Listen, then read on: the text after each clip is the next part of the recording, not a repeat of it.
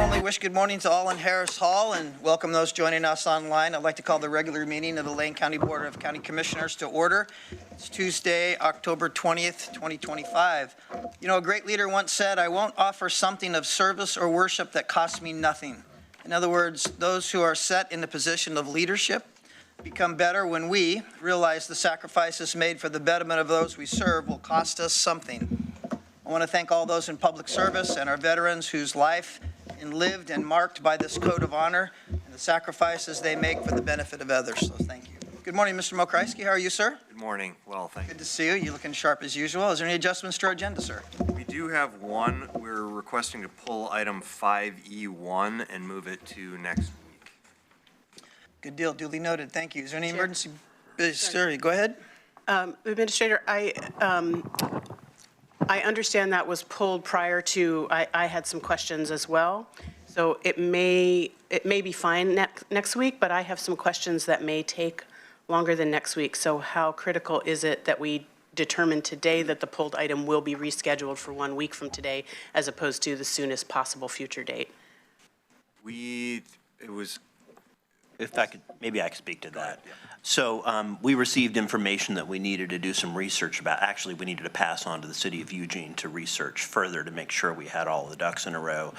So I think carrying it over to next week is provisional, and I would treat it that way. So if the city of Eugene looks into it and clears the matter or needs to do additional notice or whatever it needs to be done can be done in time for next week, then maybe it could proceed, but it might need to get pulled again next week depending. Thank you, and I wasn't aware of that. I had different concerns, which I have yet to discuss, so I don't know what those are, or if they will take care of it, is why I'm bringing this up. So just, if it's provisional, that's fine. Thank you very much. Appreciate that. Thank you, Chair. You bet. Thank you. Any emergency business? Did we cover that already, Mr. Kreisky? We don't have emergency. Okay, good deal. I want to make sure we cover that. Thank you. We have some employee recognition on our hands, which is a great thing.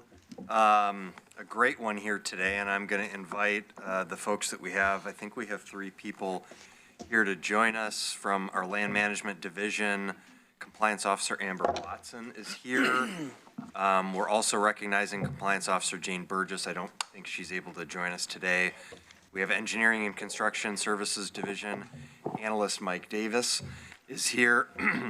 Of course, our Land Management Division Manager, Keir Miller, and then we're also recognizing County Council Assistant County Council Marcus Vehar. I don't think Marcus, is Marcus here? He's online. Oh, he's online. Hey, Marcus, how are you? You look good up there.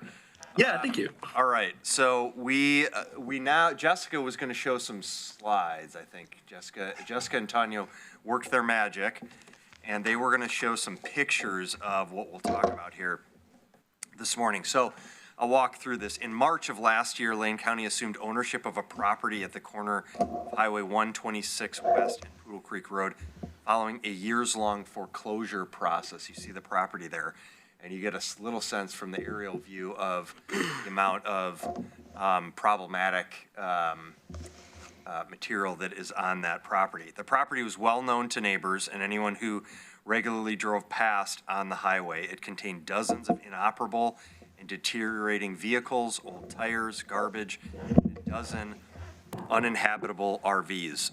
The property was also hosting a growing number of people living on the property in structures, RVs, and vehicles, as well as significant criminal activity. You get a little bit better sense there with the close-up. The process to document and enforce compliance issues is long, and that is for good reason. We should have a high bar to meet before seizing private property. So this team here that's here and those I mentioned who aren't able to be with us worked together for years to do everything in their legal power and in the county's legal power to encourage cleanup of the property with the property owner in compliance with land use regulations. So this wasn't a quick thing. Again, we try to really work with the property owners to get these issues rectified. Unfortunately, those were failed efforts. We could not get the property owner to comply. There was a failure to pay the accrued liens placed on the property, and so Lane County began the foreclosure process. After we assumed ownership of the property, we brought in a hazmat team to begin consolidating waste. surveying and securing the manufactured home, shed, and recreational vehicles. The remaining tenants were moved from the property. The owner was not present during that process. Large concrete blocks were placed at both driveways to prevent vehicle access to the property. The previous property owner had 6 months to redeem the property for the minimum bid plus expenses. So there still was an opportunity to pay the costs that were involved in the cleanup of the property and retain the property. The property owner failed to do so. The former property owner failed to do so. And last fall, we were able to begin the cleanup in earnest. In total, this is an incredible number, I think. In total, we removed 406,298 pounds of trash, not including scrap metal or tires. 406,298 pounds. For context, that's more than the weight of a Boeing 747. That's the amount of trash that was on the property. It's also more than the weight of the Earth's largest animal, the blue whale, or more than 2.5 times the weight of a NASA space shuttle. Just for context here to give you the amount of material there. So after the cleanup was complete, the county pursued a legal lot verification and property appraisal. The board approved an order to sell the property in July, and it went to market in August. So this is a story that, these code compliance and land use issues, property cleanup issues take a long time. This is an example of one that it was extremely complex and resulted in a positive outcome, that we were able to clean up the property for the surrounding area, deal with all of that trash and the human behavior that was not okay, and all led by this incredible team here. And so we're so thankful to be able to recognize Amber and Mike and Jane and Marcus for their great work. And I think I'll ask Keir if you would like to add any comments. Sure, I will. Thank you, and good morning, Commissioners. I do want to just also recognize the partnership we have with the Sheriff's Office, who also helped us with this project, as well as road maintenance staff as well, who helped place those concrete blocks.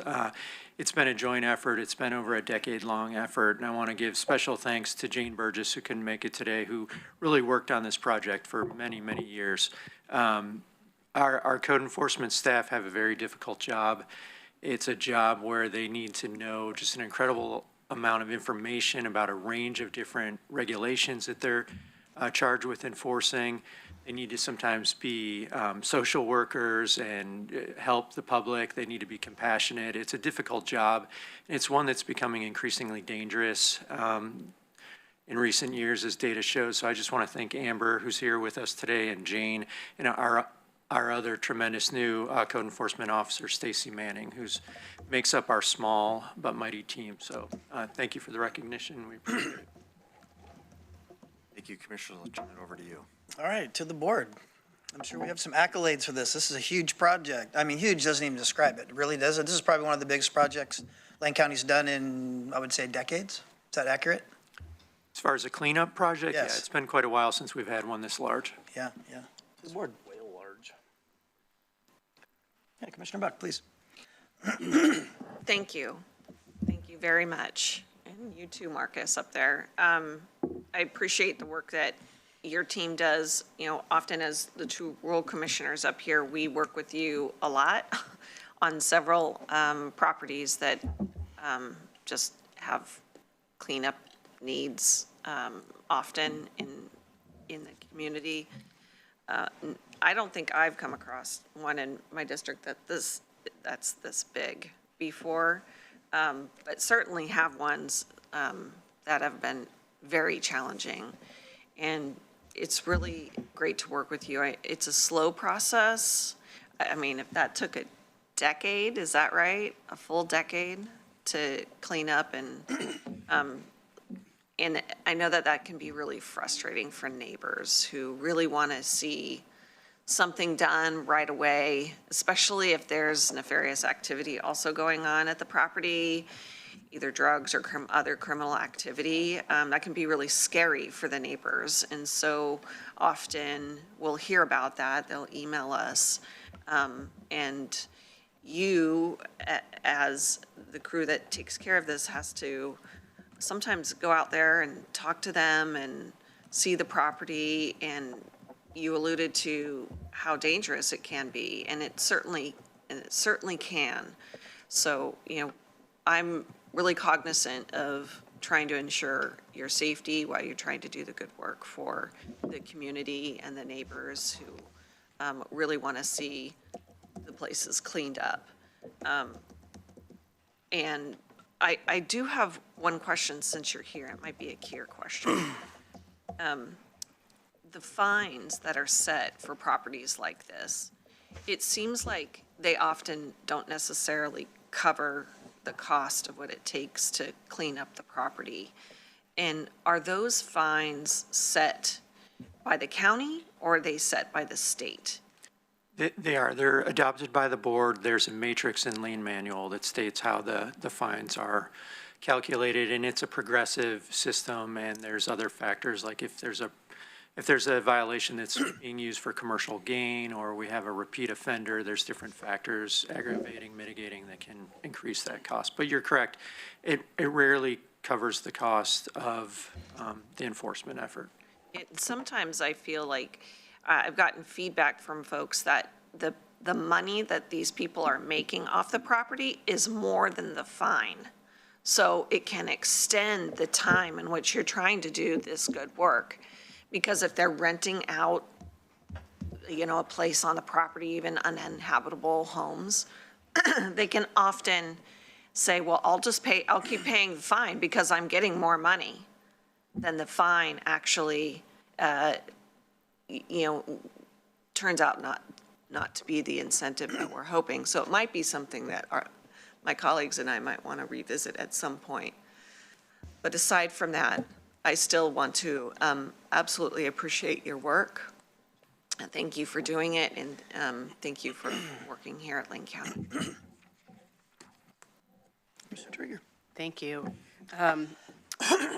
Thank you all, and thank you, Marcus. And I'm really sorry Jane couldn't be here. I've had some emails with her around various challenges of her role, and so I just want to highlight in particular, Keir, how you talked about this really being a hybrid of code compliance enforcement, but also sort of human service work in a way, because it takes 10 years because we keep giving people opportunity to get it right and work with us. But it also takes a long time for a property to get to that state. And a person is likely in a lot of distress and chaos in their life if that's the point to which they've gotten, that we have to step in. And then you add on that the 10 more years of the process. So it just highlights, in a way, an area that we wouldn't normally think of as having such an intersection with the sort of human component and the incredible depth and breadth of need in our community for folks who really just struggle to function in a way that that meets everyone's safety needs, the people on the property, their own, and then our employees, because I do know it can be really tense when folks have to go out on property. And so I'm just very grateful of everyone, particularly on this team, that holds that compassion, but also is really clear about the compliance and why it matters for the general public safety, but also treats those folks really as kindly and carefully as possible. Thank you. Commissioner Farr. Thanks, Chair. Almost £500,000. My gosh, that's a lot of semi-truckloads, isn't it? And it's remarkable work, and I'd love to hear how many hours it took and how many truckloads, et cetera, and what the disposition of the waste was. Not at this point in time, but I mean, the coordination of effort that went into that over the years. I drive past there, on the way to Florence, you see it, and it was hard to miss. And I think that this is a testimonial to the hard work, not just of of our Public Works team, but also Human Services, because the people that were living there, whether they were renting a home or whether they were the owners of the property, they're people. And most of them needed treatment of some kind, and most of them will fall into treatment of some kind, whether it be behavioral health treatment or whether it be a room in the jail. You know, either way, we have a responsibility to make certain that the people aren't just sent along the way, go someplace else, we don't care where. And I know that did not happen. So the teamwork that happens there it really is testimonial to the way Lane County as a whole operates, how the departments work together. I'm most appreciative. Thank you very much for this. Good deal. Vice Chair. Yes, thank you. Thanks, everybody, for being here. It's really too bad you couldn't drag Jane down. I'm sure she's busy enjoying something, as she oftentimes brags to me about. I think she's going to retire again soon. Yeah, I know Mr. Mokrycki hit on it, and Commissioner Farr did again too, but over 400,000 pounds of trash on that piece of property it's huge. And as the West Lane County Commissioner, I want to say thank you. I mean, that was a huge, huge lift. I know it was. Weekly, I drive down that way, head to Florence, and before I was elected, when I was campaigning, I would hear about this piece of property almost every time. And with the ever-growing concerns about wildfire, this place had a fire going year-round, burning something, and clearly it wasn't garbage. If it was, it wasn't enough of it. But so, I mean, those are huge health concerns that El Rapa should be on, and that we should all be on board with getting rid of. So, yeah, just want to say thank you. I know it takes a special person to be in the compliance team. It's a tough task. You're stuck in the middle because, of course, Commissioner Trieger was leading to. These are people that are oftentimes struggling, so we want to keep them in their house, but we also need to protect the neighbors. So it's a tough, tough position to be in. So thank you for what you do, and appreciate it. All good accolades. I mean, the trash compact, or the trash figure, I did a quick math on that. That's about a fourth of the daily trash we produced in Lane County. That amount of tonnage. That's about 1/4 of what we produce in Lane County. That gives some idea of perspective. The 747 thing, I couldn't connect with that, so I can connect with that one. But thank you for that comparison. But yeah, this is a delicate balance, and this isn't the only project that you're working on. You work on a various amount of small projects that you have to care for folks' needs, understand what's going on, be the middleman, and stay safe. Because as we know, we live in a mentally challenged environment with people that are struggling. So this is a very great a testament to how the county balances the needs of the community and the needs of neighbors. And people like you, Jane and Amber and Marcus and Mike and Keir and all the team, you guys understand that it's a long game process. And so I think the public needs to understand that the long game is we want people to get better. But the other long game is we want people around those properties to be safe and the environment to be protected. So it's a delicate game, and you balance it extremely well. I'm just wondering, Mr. Mokrycki, I know this is not the time and we can ask this later. I'm wondering if it would be good to get possibly maybe a work session for the board to understand the process better, so that we could communicate to our constituents and maybe answer some of those questions that Commissioner Buck had about fines and that sort of thing. Would that be something we'd be interested in? Maybe we could talk about that later in the meeting. Around code compliance in particular, property issues. Yeah, right. Certainly, yeah, we could do that if the board would like it. Well, good. Well, congratulations. This deserves a huge round of applause. This is a great project and a job well done. Thank you so much. Chair, that's a weight of 10 F-14s, something you'd remember from your Navy days. Weight of 10 F-14s. Yes. All right. Well, next on our agenda is our public comments. The public can speak here in person at Harris Hall or online. Time is limited to 3 minutes. When we come to the podium, we ask that you watch the clock on the screen. Please give us your name for the record.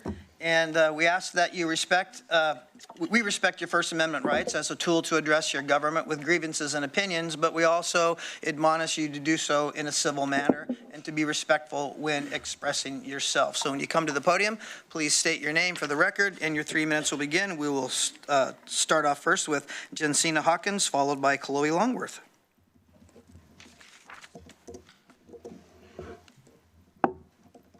Good morning, Chair Lovell. Good morning, Commissioners. I'm Jensina Hawkins, and I am the former Chair of the Eugene Police Commission. I'm currently the law enforcement liaison for the Asian American Council of Oregon. First of all, I wanted to commend you for the work that you've done to apply a financial Band-Aid to the Lane County Sheriff's Office and help with a lot of the shortages that they're feeling there. Also, I wanted to draw your attention to the rash of burglaries targeting Asian homes. It's been very heavily covered in the news that 21 Asian homes, people with Asians living in them, typically Asian business owners, have been burglarized by what appears to be a South American criminal ring. When you think about the number 21, in the city of Eugene at least, Asians make up less than 4% of our demographic. So that 21 is a huge number. And I would challenge you to think about how many of you even know 21 Asians, 21 households. Could you point out where 21 Asian homes are? So that number is just absolutely enormous to us. This Thursday evening, ACO is hosting an AEPI and Allies Public Safety Forum. We'll have the chiefs of police for Springfield and Eugene there, as well as District Attorney Perosa and a prosecutor from the Oregon Department of Justice Bias Crime Response. I cannot say enough about Christopher Perosa and the work that he has done to tie the law enforcement agencies together to make sure that there is a coordinated response.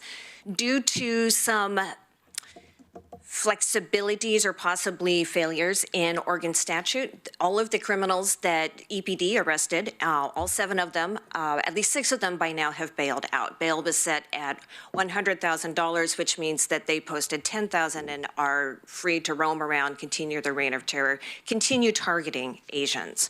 I'm an Asian business owner myself. I actually own and operate a medical software consulting practice out of my home in Eugene. And so these things are very alarming for quite a few of us.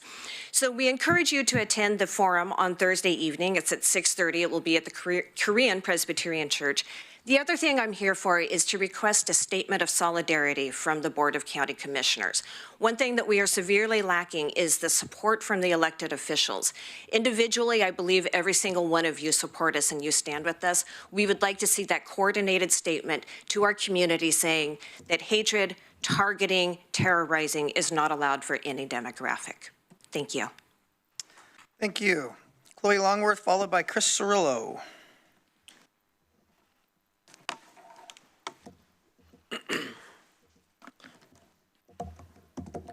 Hey, my name is Chloe Longworth.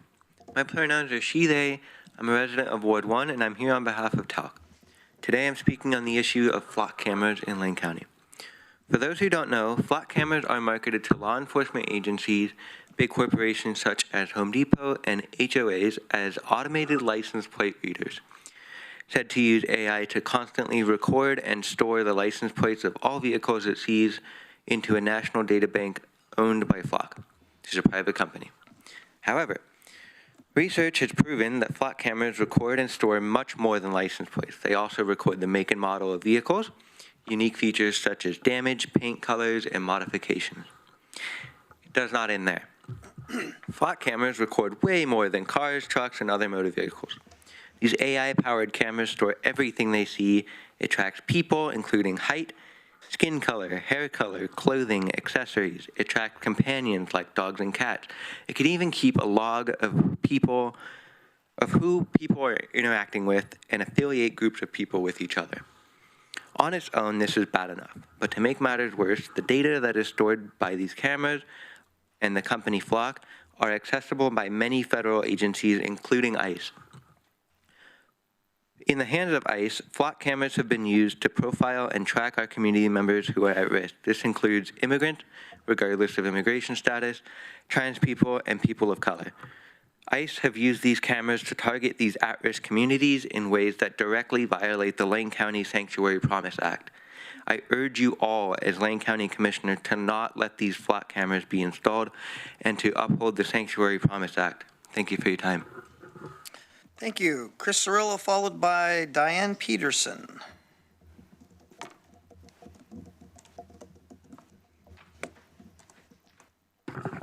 Good morning, Commissioners. And for the record, my name is Chris Cirillo, and I want to talk today about love and acceptance. Love has become a word that means everything, and therefore nothing. But Scripture is clear that God defines love, not our lust or emotions. 1 John 4:8 says God is love.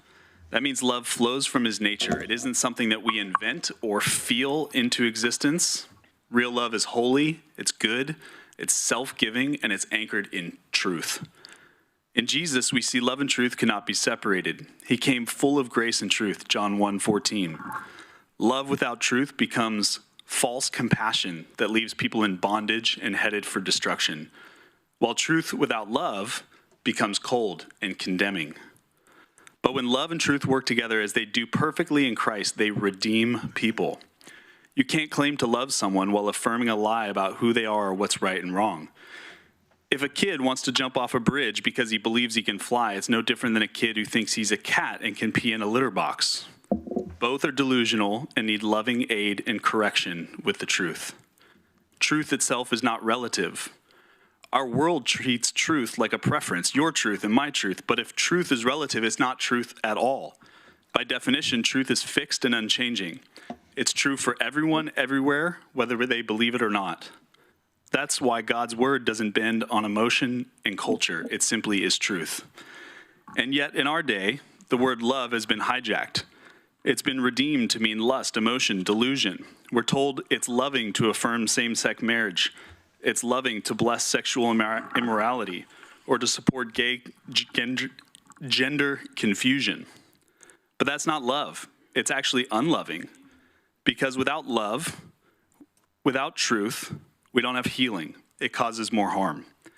If a man can become a woman, then the very category of woman ceases to exist. And if woman has no definition, then women's rights collapses entirely. What was once meant to protect women from male excessive dominance now invites it right back in. It's not compassion to affirm a lie. It's cruelty dressed in kindness. True love tells the truth, even when it costs us something. Father, we ask that the eyes of people's hearts would be enlightened, as Paul prayed in Ephesians 1, that they may know that you, the God of truth and love, are real. Open eyes that have been blinded by deception, awaken hearts to see that your truth is not restrictive but redemptive, and give your people the courage to speak truth in love and compassion to reflect your heart. In Jesus' name, amen. Thank you. Thank you. Diane Peterson, followed by Jacob Griffin.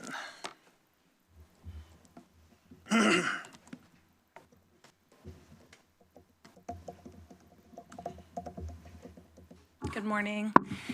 Thank you, commissioners, for the opportunity to speak. My name is Diane Peterson. I'm a resident of Springfield, and I'm here on behalf of the Alliance for a Safe Oregon to ask for your support in raising public awareness of Oregon's Extreme Protection Order, or ERPO, especially as a suicide prevention tool in Lane County. Oregon's ERPO law was enacted in 2018. It allows family, intimate partners, household members, or law enforcement to ask a court to temporarily remove firearms or other deadly weapons when someone is at imminent risk of harming themselves or others.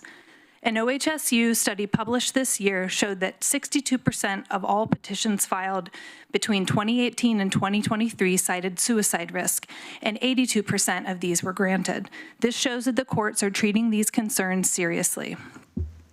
In Oregon, about 80% of firearm deaths are suicides, far higher than the national average of 60%. Firearm suicide rates are particularly high among rural Oregonians and veterans and are rising sharply among Black, Indigenous, and Latinx youth. Because firearms are so lethal, even a brief delay or removal of access can mean the difference between life and death. Recent research from OHSU and PSU shows that one of the biggest barriers to ERPO use is low awareness, both among the public and professionals. Many judges, law enforcement officers, and behavioral health workers say they don't fully understand how the law works. A 2023 Oregon Secretary of State audit confirmed that most Oregonians don't even know ERPOs exist, and that increased awareness and training could improve the law's effectiveness. To address this, the Alliance for a Safe Oregon has created an ERPO awareness toolkit, which I've shared with the board by email. It includes sample materials and online resources to help people in crisis find clear, accessible information. We're also working on a training for law enforcement with a team of partners, including the Oregon Department of Public Safety Standards and Training, the Deschutes County District Attorney's Office, and researchers from OHSU and Johns Hopkins. Today, I respectfully ask the board to adopt a resolution or public statement supporting ERPO awareness in Lane County, specifically to direct our public health and behavioral health departments to include ERPO information in multiple languages on their suicide prevention materials, websites, and outreach campaigns. By taking this step, Lane County can help ensure that when someone is in crisis, their family or community knows what tools exist to help keep them safe. ERPOs are evidence-based and life-affirming. Greater awareness could prevent tragedies before they happen. Thank you for your time and your leadership in making Lane County a safer and more compassionate community. Thank you very much. Jacob Griffin, followed by Amanda Noble Flannery. Amanda was ill and had to leave. Oh, thank you. Good morning, my name is Jacob Griffin. My pronouns are he, him, and I am a trans man, and that is the truth. I haven't been here in a while. It's nice to be back. When last I was here, we had just passed the Sanctuary Act, and you then interviewed a new sheriff, and Commissioner Farr was really kind enough to ask several pointed and thoughtful questions about care and protection of trans and immigrant people in the community based on the sanctuary promise you had just passed. And the sheriff made some what felt like really heartfelt promises to pay attention to that. And now we're back to remind you, because the sheriff has introduced the idea and signed a contract for flock cameras. And I'm sort of astonished by that, given that he said he wanted to explore what they could do, coming after the people of Eugene and the people of Springfield have both made it very, very clear that they do not want this kind of surveillance in their community. They find it unsafe. They find it a progression of the authoritarianism that we are all so against. This weekend, I looked out at a crowd of somewhere between, 10 and 15,000 people out specifically to speak against authoritarianism and encroaching fascism. And as a trans person, I can tell you, flock cameras scare me. I do not want the federal government being able to know who I associate. They hold these things for 30 days. They create patterns out of them. They see who you visited. We already know in Medford, one ICE agent received the password for flock cameras from a local police officer. There is no protection. There is no barrier between federal government and state on these. It's owned by a private company in Georgia. We have no control over them. Please don't put us in this situation, and please don't make us come back out on Tuesday mornings and bring people to say this. We've done it at the Police Commission for Eugene. We did it at Eugene City Council. We did it at Springfield City Council. I think it's pretty clear the community does not see a need for flock cameras. And I would ask you to simply direct the sheriff to please back off from this. Thank you very much. Thank you. Pete Goldlust, followed by Rose Wildy.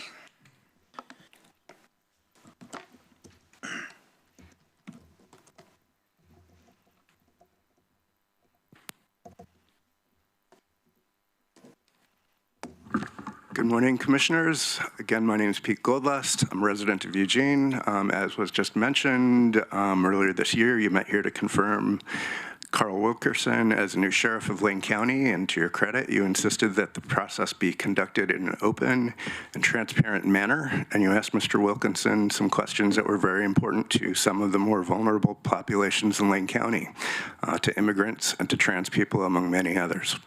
By asking these questions, you required Mr. Wilkerson to go on record about his intended approach to maintaining this commission's recent resolution in support of Oregon's sanctuary policies. You acted courageously on behalf of people in Lane County who are now being targeted very directly by overreaching authoritarian federal government. Your actions that day, this spring, were very much appreciated by many of us here, for whom this issue is critical to our ability to live safely in this community. I remember how the chief deputy answered your questions that day. When asked how he would honor the spirit of the sanctuary laws, he said, "Community relationships are the heart of everything we do." He said he had tremendous respect for and valued relationships with all the people of Lane County.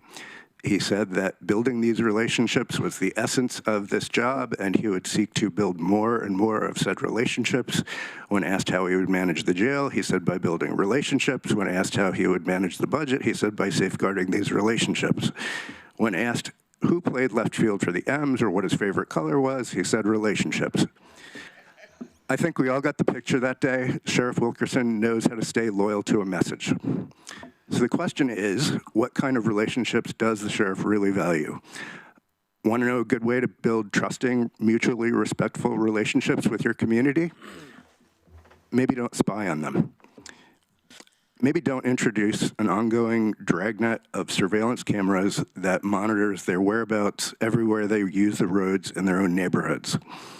Because one of the first times the sheriff has had a chance to stand up and build relationship with your community, he ignored their very clear opposition to being spied on, and instead he chose to cultivate a relationship with the scheming weasels of the Flock Company, whose lack of accountability and integrity speaks for itself through a whole lot of really terrible press lately.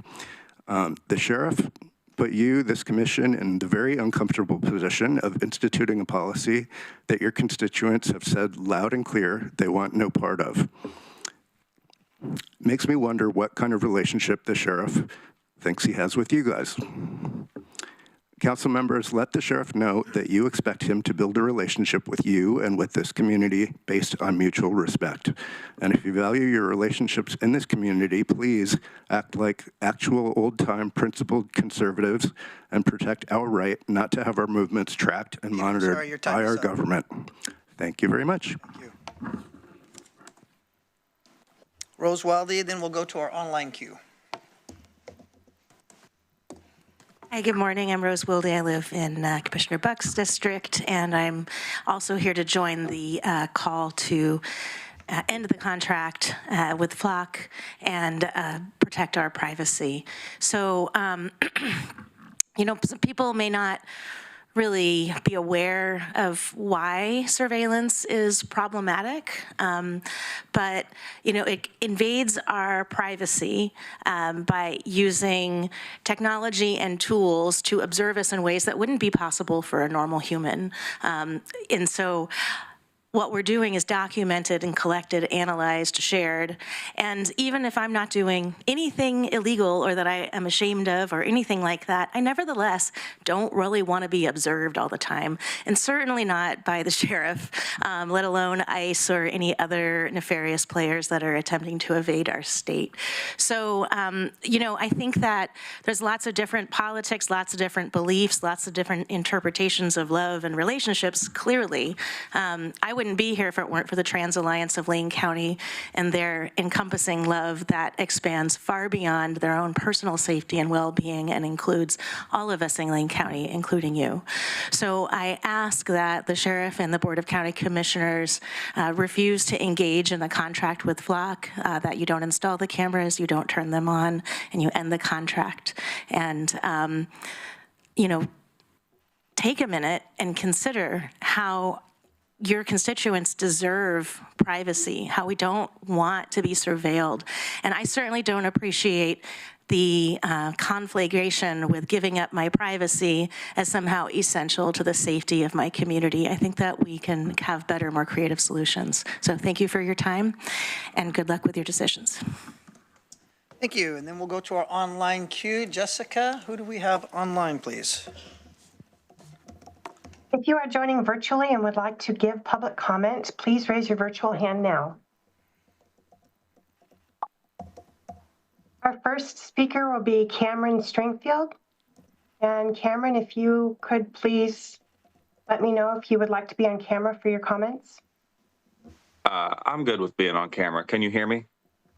Yes, we can hear you. If you'd like to be on camera, it'll take me a minute to manage that.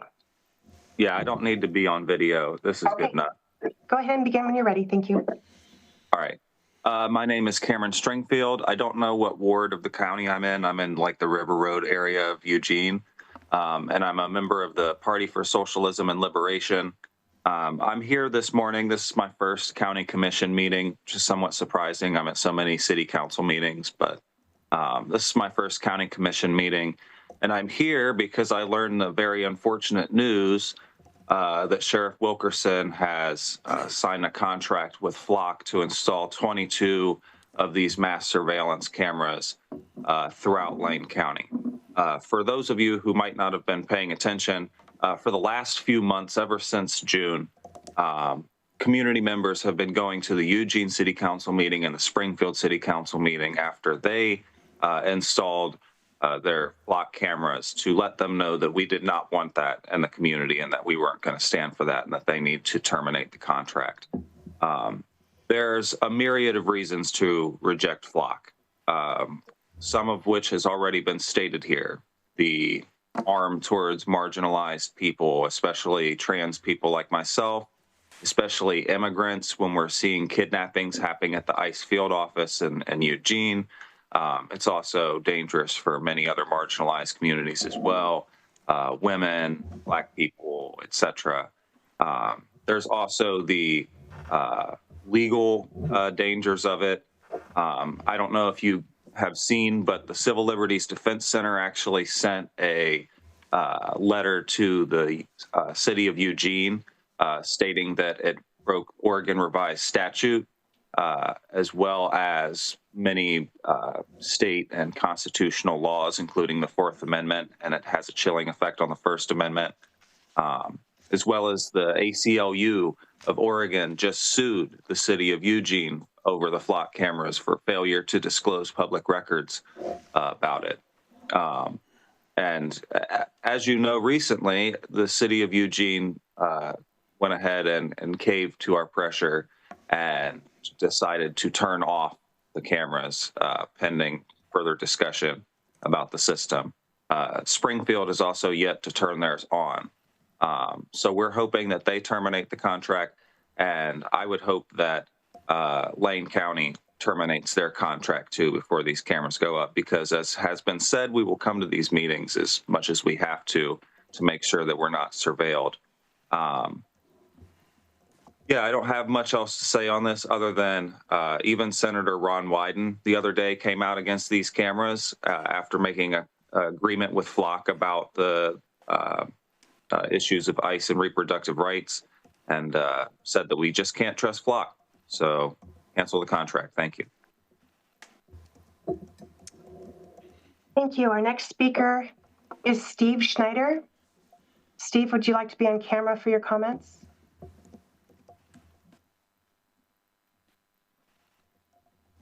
Hi, off camera is fine for me. Very good. Go ahead and begin when you're ready. All right, thank you. Good morning, Chair Lovell and commissioners. My name is Steve Schneider, and I live in Eugene. I'm a lifelong gun owner, a decorated combat veteran, an ethical hunter, and a former paramedic. I currently serve as the Firearms Suicide Prevention Program Director with the Alliance for a Safe Oregon. Thank you for the opportunity to speak today about an important life-saving tool, which is Oregon's Extreme Risk Protection Order, or ERPO. As someone who has owned and handled firearms safely for most of my life, I believe deeply in both the rights and responsibilities that come with gun ownership. One of those responsibilities is doing everything we can to keep our loved ones safe from firearm injury and death, especially when someone is in crisis. Across Oregon, around 80% of our firearm deaths are suicides. We believe that many of these are preventable and that ERPOs are an effective tool to intervene before a tragedy strikes. In my work across our beautiful state, I've been lucky to partner with community members from all backgrounds, including law enforcement personnel and many others. In fact, I'm currently partnering on a project with Oregon's Department of Safety Standards and Training, along with police officers from Central Oregon and with researchers from OHSU, in order to improve the training of new officers in how to file and serve ERPOs. They've identified that too few officers across Oregon are trained in ERPOs and are fully supportive of our efforts to increase awareness at the county and city level.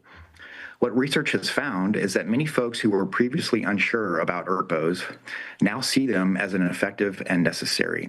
It is estimated that for around every 15 ERPOs served, one life is saved. Putting time and distance between a person at risk and their firearm is a evidence-based way to prevent gun tragedies.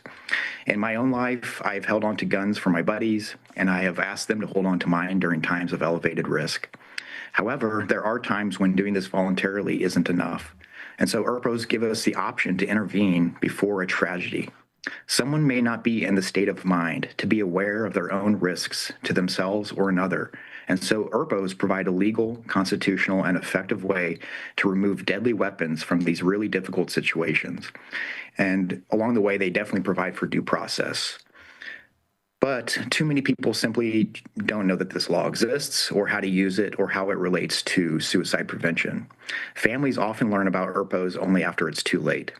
As a veteran and a gun owner, I know that outreach and education really needs to come from trusted and credible voices. And that's why I'm here today with a simple and practical request. I ask that the board direct the Lane County Public Health and Behavioral Health Departments to include clear information about the ERPO law, what it is, how it works, and how to file a petition on their websites and in any printed or digital suicide prevention materials. We've already developed a toolkit exactly for this purpose to help you with this task. So let's take the lead on this and show the rest of Oregon one more reason why Lane County is so awesome. Thank you. Thank you. That concludes our virtual participants. Great. Thank you very much, Jessica, and thank you all for coming to public comment this morning. We've heard what you said. There's been some really great suggestions today, so thank you very much for coming. We're going to move along on our agenda. We're going to come to our county administration item, our item 6A, which is a discussion of the Lane County Indoor Multi-Use Facility. Oh, you know what? We're not going to do that. We're going to go right to our consent calendar. I'm getting way ahead of myself here. Thank you, Vice Chair, for that correction. We're going to move to our consent calendar. Back up to item 5. Our consent calendar is listed here as routine items that the board can act in one motion. There'll be no separate discussion of these items. If a discussion was desired, that item would have been removed from the consent calendar, as you saw this morning, and would be considered separately. The details to each item can be found in those blue links alongside the item description on our agenda that's posted online. Do I have a motion for the consent calendar? Chair, I move to approve the consent calendar for October 21st, 2025, as amended with polling item 5E1. Awesome. Is there a second? Second. Thank you, team. It's been moved by Vice Chair and seconded by Commissioner Buck to approve the consent calendar with the exception of item 5E. There's no discussion to this motion. I'll call for the vote. All those in favor signify with an aye. Aye. Aye. Thank you very much. Motion passes 5-0.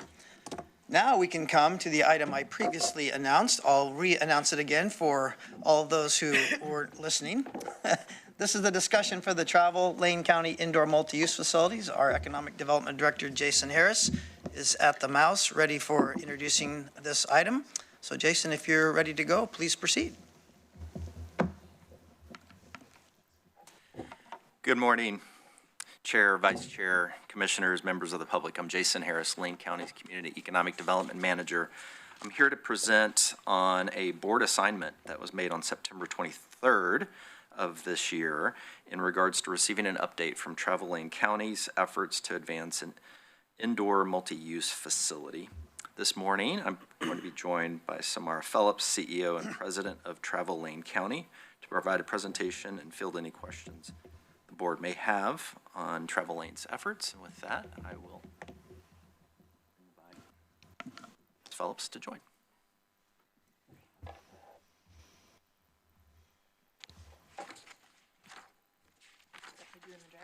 I can, that's all right. Also joining us is our Lane Event Center Director, Corey Bueller. How are you, sir? Good morning.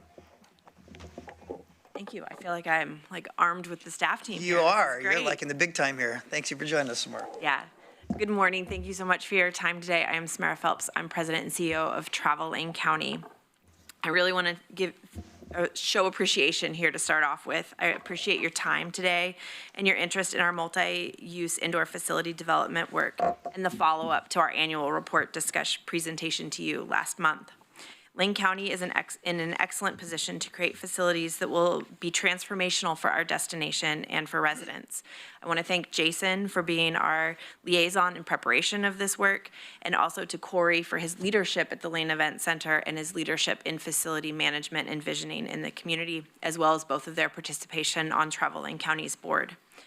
I appreciate the time to dive deeper into facility development. You hear from me in conversations every time we talk the importance of facility development in sustaining the benefits of tourism here in Lane County, but it's usually a topic of one of many, and it doesn't give it its proper weight of the importance that it has to our destination.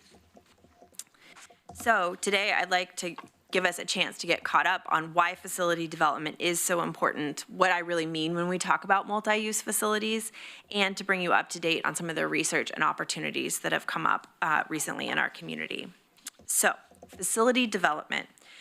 This directly supports your county and the goal of supporting vibrant and resilient communities.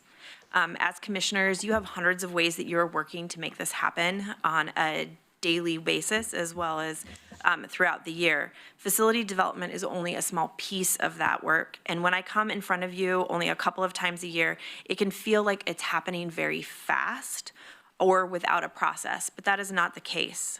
The county, the cities of Eugene and Springfield, Travel Lane County, and community sports and recreation groups have identified the need for an indoor multi-use space and have been working to get a facility operating for over a decade. In 2016, a study identified the needs for fields, outdoor courts, meeting space, and gathering spaces, as well as the opportunity for indoor track. But it specifically called out the possibilities and the need for indoor facilities in this market. And this has been reinforced with market research and resident surveys since then. A summary of that past work was provided in the packets. And so I won't go into much detail about what has been included in those studies, but indoor practice and competition space was also identified in the Lane Event Center visioning process and work that concluded and was presented in August. So multi-use space supports the local economy with tens of millions of dollars in additional spending and reduced seasonality, which is what I like to talk to you guys about every time I have a microphone. It supports the quality of life for residents with places to practice, compete, gather, and to play. And it also has the potential to increase our community's resilience with capacity for emergency response in a large indoor space. This need came up in the Lane Event Center visioning work and conversation in that room for Commissioner Trieger and others who were in the room. It was pretty much a part of every conversation, that need. And we all know that our future is driving demand for climate-controlled space. Indoor space is just becoming more important for lots of reasons in our communities and in our life. So these benefits are vital to the community, but why is Travel Lane County a champion? We are leaning in and championing this project to strengthen and sustain our destination. Our challenge is what you see on the graph here, and it's our opportunity also. We have a trough of demand in the winter.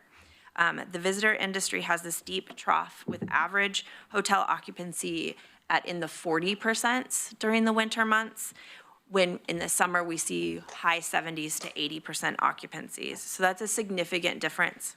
And every stay in Lane County is supporting these community assets that are listed on the side, as well as many others that enhance the quality of life for residents here in Lane County. A sustained visitor economy is critical to stable funding for all of these programs and more. Investing TLT to generate critically needed winter overnight stays will add to the stability of funding for these valued community assets.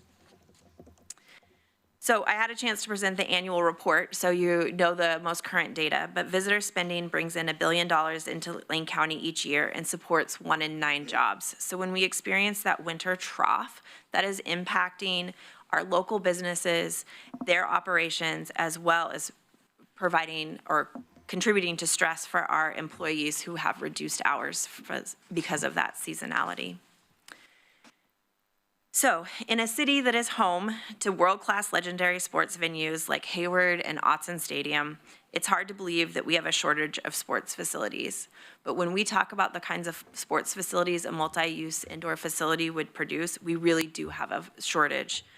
Youth in our community here in Lane County have less space to practice, play, and compete than in comparable communities. You've heard that from studies that come out from Willamette Lane, from Kids Sports, and other youth leaders in the community.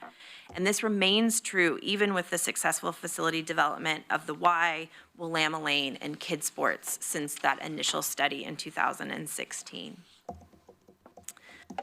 Okay, so that's getting us kind of that past and that foundation, the why Travel Lane County cares. So the why now? Lane County has been plugging away at this work for years, so why is it timely now that we get on your agenda and we're in front of you? The need was identified over a decade ago, and we feel the stress acutely now. This weekend is a great example of that. We host world-class events, and we could support more lodging, but not when they can't make revenue in the winter. If we can't deliver on a quality experience and rise to our destination's demand, because this is an amazing place to visit, we will lose events and visitors and the spending that comes with them. This is why winter demand is critical to sustaining that winter economy. And with the community groups showing us successful projects like Kids Sports and Willamette Lane and the Wise work that I mentioned, and the county collecting 2 points of TLT for tourism infrastructure, Lane County and all of us here that have the ability to drive this project forward have never been better informed or better positioned to make a transformational investment in tourism infrastructure that benefits the economy and our community through that tourism infrastructure. So those of us that care about the health of TLT funding and the things that it supports, year-round economy and vibrant communities need to actively pursue building a facility that meets the needs and can be sustained. We also need to be prepared to respond to opportunities. Today's conversation is a great way for us to prepare for that partnership. Okay, so here we are. The reality is when we started this conversation, there was the opportunity for this community to be a leader in facility development that supported economy and our residents' quality of life.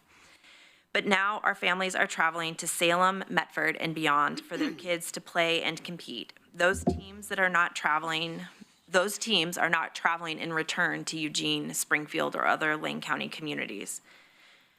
But the good news about is that this month we updated the market research on demand for both the tourism side, the tournament use, as well as local use of indoor facilities in our community, and there is still significant unmet demand. So we still have an opportunity to bring this to life in our community and sustain it. So what is the project when we say multi-use indoor facility? For Travel Lane County, the primary outcome that we're trying to drive for in a multi-use indoor facility is to generate those winter overnight stays and that stabilizing of the transient lodging tax, as well as the programs that it supports. These stays drive spending, and specifically spending in the winter when it's much needed. And sports tournament use is critical to driving those outcomes. So that's what we're looking for. We're looking for overnight stays, and we see sports as the way to succeed in that. And then there is those community benefits of a place for kids to play and practice, which will look like more active youth and shorter drive times for our families. It's also an increase in space for indoor gathering and activity that could potentially be critical during natural disasters, but also in inclement weather. Now, we know that our community is underbuilt in all of this infrastructure, and we've reconfirmed that that is still true. So why are we championing this particular investment? Sports continues to have growing demand. It tends to be recession resilient in a way that meeting and work or professional travel, corporate travel, is not. And it has the most direct community benefits to our residents. Building a facility that can host sports tournaments can be adapted for meeting and event use, but space built for meetings cannot be adapted to a sport use. The upside of being underbuilt in all of these categories is that our choice before us is not an either or.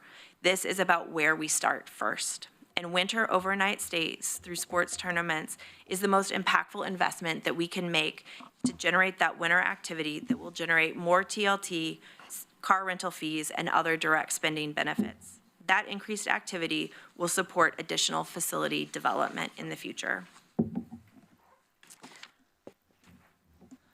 So what do I mean when I say multi-use? Clearly, I want to see sports tournament use in there. Over the last few months, Travel Lane County has worked with Sports Facilities Company, who is a consulting firm and an expert in this space that we've worked with before, and you as the county has been a partner in that as well, to update the market demand study and to provide facility programming and cost opinions. Essentially, what does a facility need to get to that winter overnight stay outcome that we want? And this is new information. We just got this week. The findings are that it is a minimum of 8 basketball courts, which is equal to 16 volleyball courts, that is needed to make this a sports tourism destination. And for perspective, that's about twice the size of the number of courts that are in the kids' sports facility. This space can then have flooring rolled over it that can host cheer, wrestling, martial arts, meetings, and even everyone's favorite pickleball, as there continues to be demand growing for that. And one of the key attributes is that we need really high ceilings to be able to host competitive sports. So we need to be able to get to ceilings that are 25 feet high. So that makes a pretty specific kind of space. We need big space, we need tall space, we need climate-controlled space. The market demand again confirmed a significant opportunity for indoor track, which is something that our organization and others in the community has long desired. We are still Tracktown USA after all.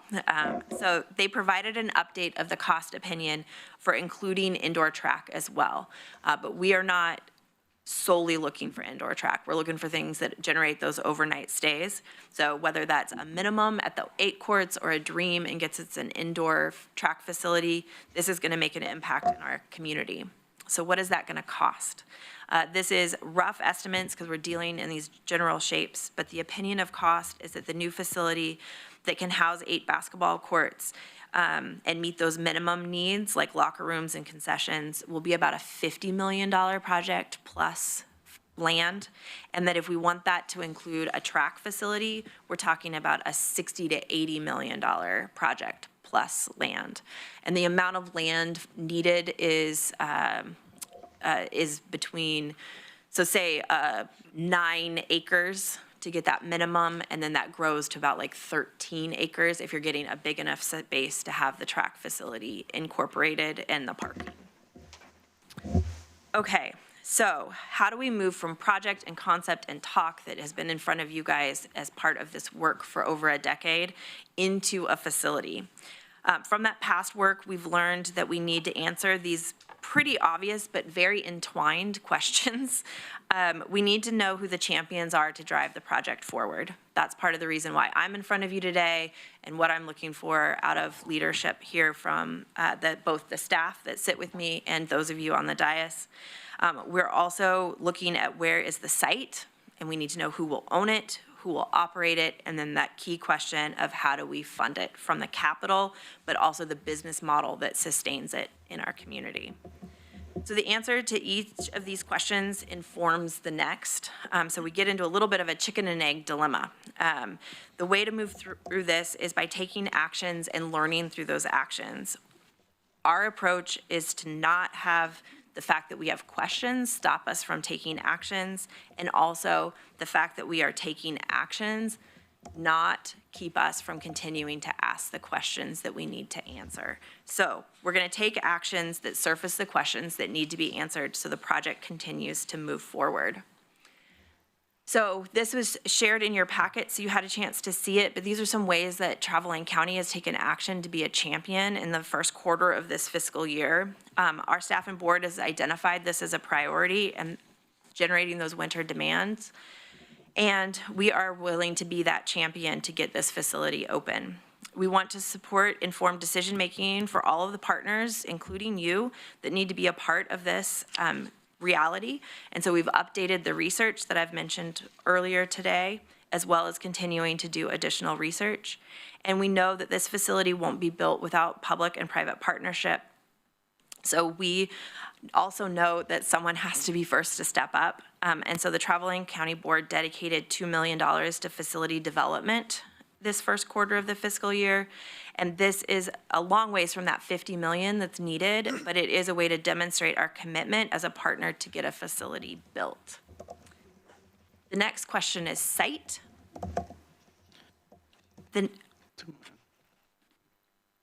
I'm happy to answer a clarifying question if that's, Just want to know where the 2 million was from. oh yeah, from the Travel Lane County budget. From what part of your budget? Yeah, so that is from available cash. So it is from carryover from previous fiscal years when we had those super strong recoveries in 21 and 22. It's basically the benefit of revenge travel and the opportunities. So we always budget for opportunities in our budget. And when we didn't have some of those opportunities come through in any given fiscal year, we were able to pull together a sum. That's sort of your equivalent of what a general fund would be. It's just flexible funds that you have, and the inputs to that are transient lodging? Yep, transient lodging tax, correct. Yeah, and for the public record, that's above and beyond any required reserves you're required to have too. Correct, correct. Yep. And it is existing fund. It is not a commitment of future funds or generated funds. Yeah, thank you. That's a great question. Thank you.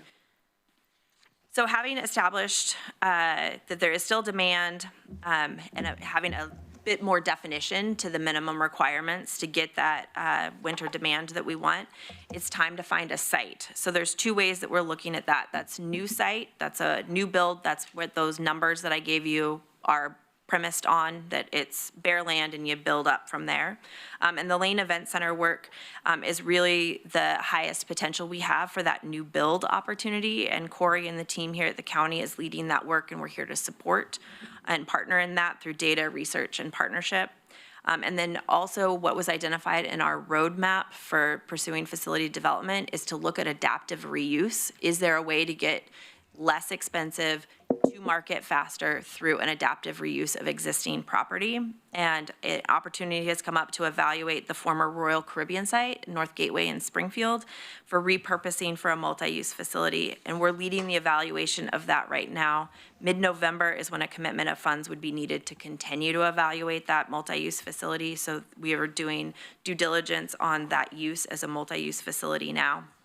And while the Lane Event Center and North Gateway properties are the ones that have the most active work happening on them right now, we've also toured properties in Cottage Grove and are doing a market scan for other facilities that could be either new build land or adaptive reuse of existing facilities. So that is how we are getting ready to get sites online. And then the question of operation models. And while we're doing that work, we've been talking and socializing this with our partners in the community, potential customers in using the space, including local clubs and nonprofits and tournament organizers who might bring in those tournaments we want to see. We've also been consulting with Kids Sports and Willamette Lane, who are our experts in sports programming in our county. And the owner and operators could be a private company that runs facilities, it could be a public entity, it could be a nonprofit that exists, it could be any combination of those things, and that's a question that we will answer at a future time. So moving from a project to a facility, we know that any facility is going to need to be done in partnership. And so what we are looking to do is to get that building work done over the years that we've identified over the years, and now we know is an 8-court facility at a minimum. We need to understand what is possible in terms of the funding and the operational models. Like I said, the owner-operator is still a very open discussion. Starting with the funding of research, the building of a facility has been and always has been a collaboration between public and private sectors. That's why we as a nonprofit are sitting here next to you today as the government entity to talk about how we can move forward. This is similar to how building the Holt Center and the Florence Event Center were done, were facilities that are enjoyed by residents, drive visitors to the communities, and have been doing so for decades. This facility will address a critical need in the visitor economy and directly generate overnight stays, TLT, and car rental fees. And so this is a chance for us to make an investment of TLT into added tourism infrastructure that starts working for our community and generating TLT.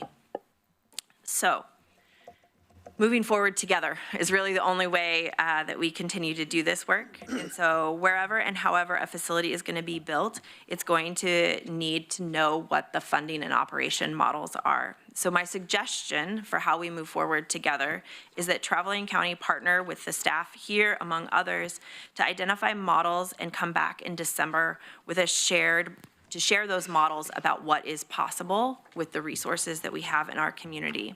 And Travel Lane County is here as a partner. We have the capacity to collaborate on this, access to industry experts, and the ability to help steward the work in terms of staff capacity. So building a multi-use indoor facility is an opportunity for us to invest in the stability and transformation in our community. It's an investment that brings budget stability to the TLT fund, and economic activity and growth to our communities, and improves the quality of life, as well as giving us a source of community pride. Lane County has been working on it for years, and I'm very happy to be able to be a part of what is happening as we move forward. So thank you again for the opportunity to really dive deep into this. I hope that did answer some of your questions, and I am happy to discuss any of those questions or thoughts. Well done. Compact and informative. Commissioner Farr. Thanks. And then we'll go Commissioner Trigger. You said, hi, Samara. Good to see you. First of all, I'll say this. No, I'll say that later. You mentioned we've been working on this over a decade. I think it has been maybe closer to 12 years that we first started talking about it. And originally, it could have been a facility for maybe $2 or $3 or $4 or $5 million, more modest than we're talking about today. But in fact, Vin Lanana promised that he said he had the Milrose Games track that he would put inside of it, but it would not meet NC2A standards. So there's been a lot of discussion around this. And what I wanted to say is, when I knew you were going to be talking about this, I am highly interested. I'm peaked, perked, and in fact, you had me at hello. So that being said, you're asking who are the champions? I'll be one. I volunteer, but the fact that you're going to work with staff sitting beside you to share models, that is the intriguing part to me, is that we can get together and decide where's the best place. How will it be funded, where will it be located, what's the business model, what's the operating model, all unanswered questions, and I'm not going to be able to help you with much of that until you give me some options on that. I'm looking forward to that. I think, why would we need to do it now? Why is now the appropriate time? You know, Corey worked on this for, Kari and Corey. Kari worked on this for a lot of years. Andy Vibora worked on it for a lot of years. And I'm a champion only as long as the soon-to-be retired Andy Vibora promises to stay on and help. Whoa. Okay, that wasn't an ultimatum. Ooh, we'll not give him a mic for that. We'll just assume that he will continue to be a champion. With that being said, Chair, the last thing that I'm going to say is that the track would have cost a lot less now. It's never going to cost less. I call it the track, the indoor facility. It's never going to cost less. The cost's only going to escalate. The need's never going to diminish. It's going to escalate also in the community. And future generations are going to benefit from it for many, many years to come. You say we're underbuilt in all areas in the community, most certainly. But what areas can we invest in that really boost all the other areas? And the economic vitality of a facility like this, it just speaks for itself. Because while people disdain sports, and it's common to disdain sports, in 80 AD, Titus built a little facility, and he started it with 100 days of games. That was, that was almost 2,000 years ago. Sports are of interest to a lot of people, and it's recession-proof. Is one of the things that people are satisfied with, get thrills out of. And the Sunday and Monday after a Ducks win, you never see Eugene more elevated than that. So, but that all goes into account that sports are an ongoing recession-proof economic boost, from kids this size all the way to people my age and beyond. And it's so I'm with it. I look forward to hearing the other commissioners talk about it, and I really am excited about siting, funding, business model, and operating model. Thank you. Thank you. Oh, one last thing, Samara. Yeah. This can be a legacy project. Kari started it, and a lot of people have worked on this for a long time. It seems to be coming to a peak at this point in time, and things are in place to move forward. Yeah. Commissioner Trigger, please. It's a good time. Thank you. First, just a clarification.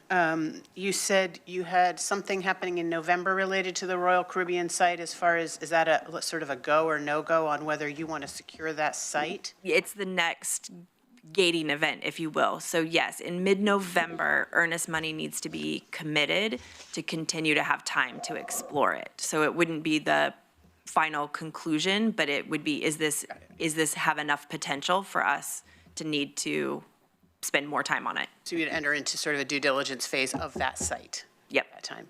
And so that might extend beyond when you're saying, if I'm understanding you, sorry. Yep. begin with the end in mind. You're asking, there's no actual item in front of us that has action necessarily, but I hear you asking for us to revisit this topic in December. Correct. But if, let's say, you do move forward with exploring Royal Caribbean, you won't have a definitive answer on that site that quickly, would you? I will not have a definitive answer, and that is part of my interest in partnering with the exploration of asking the questions that need to be asked so we can keep moving forward. And the thought is that December is not about a decision about any one site, but it gets us the concepts for what is possible, what the modeling could look like to build and operate the facility.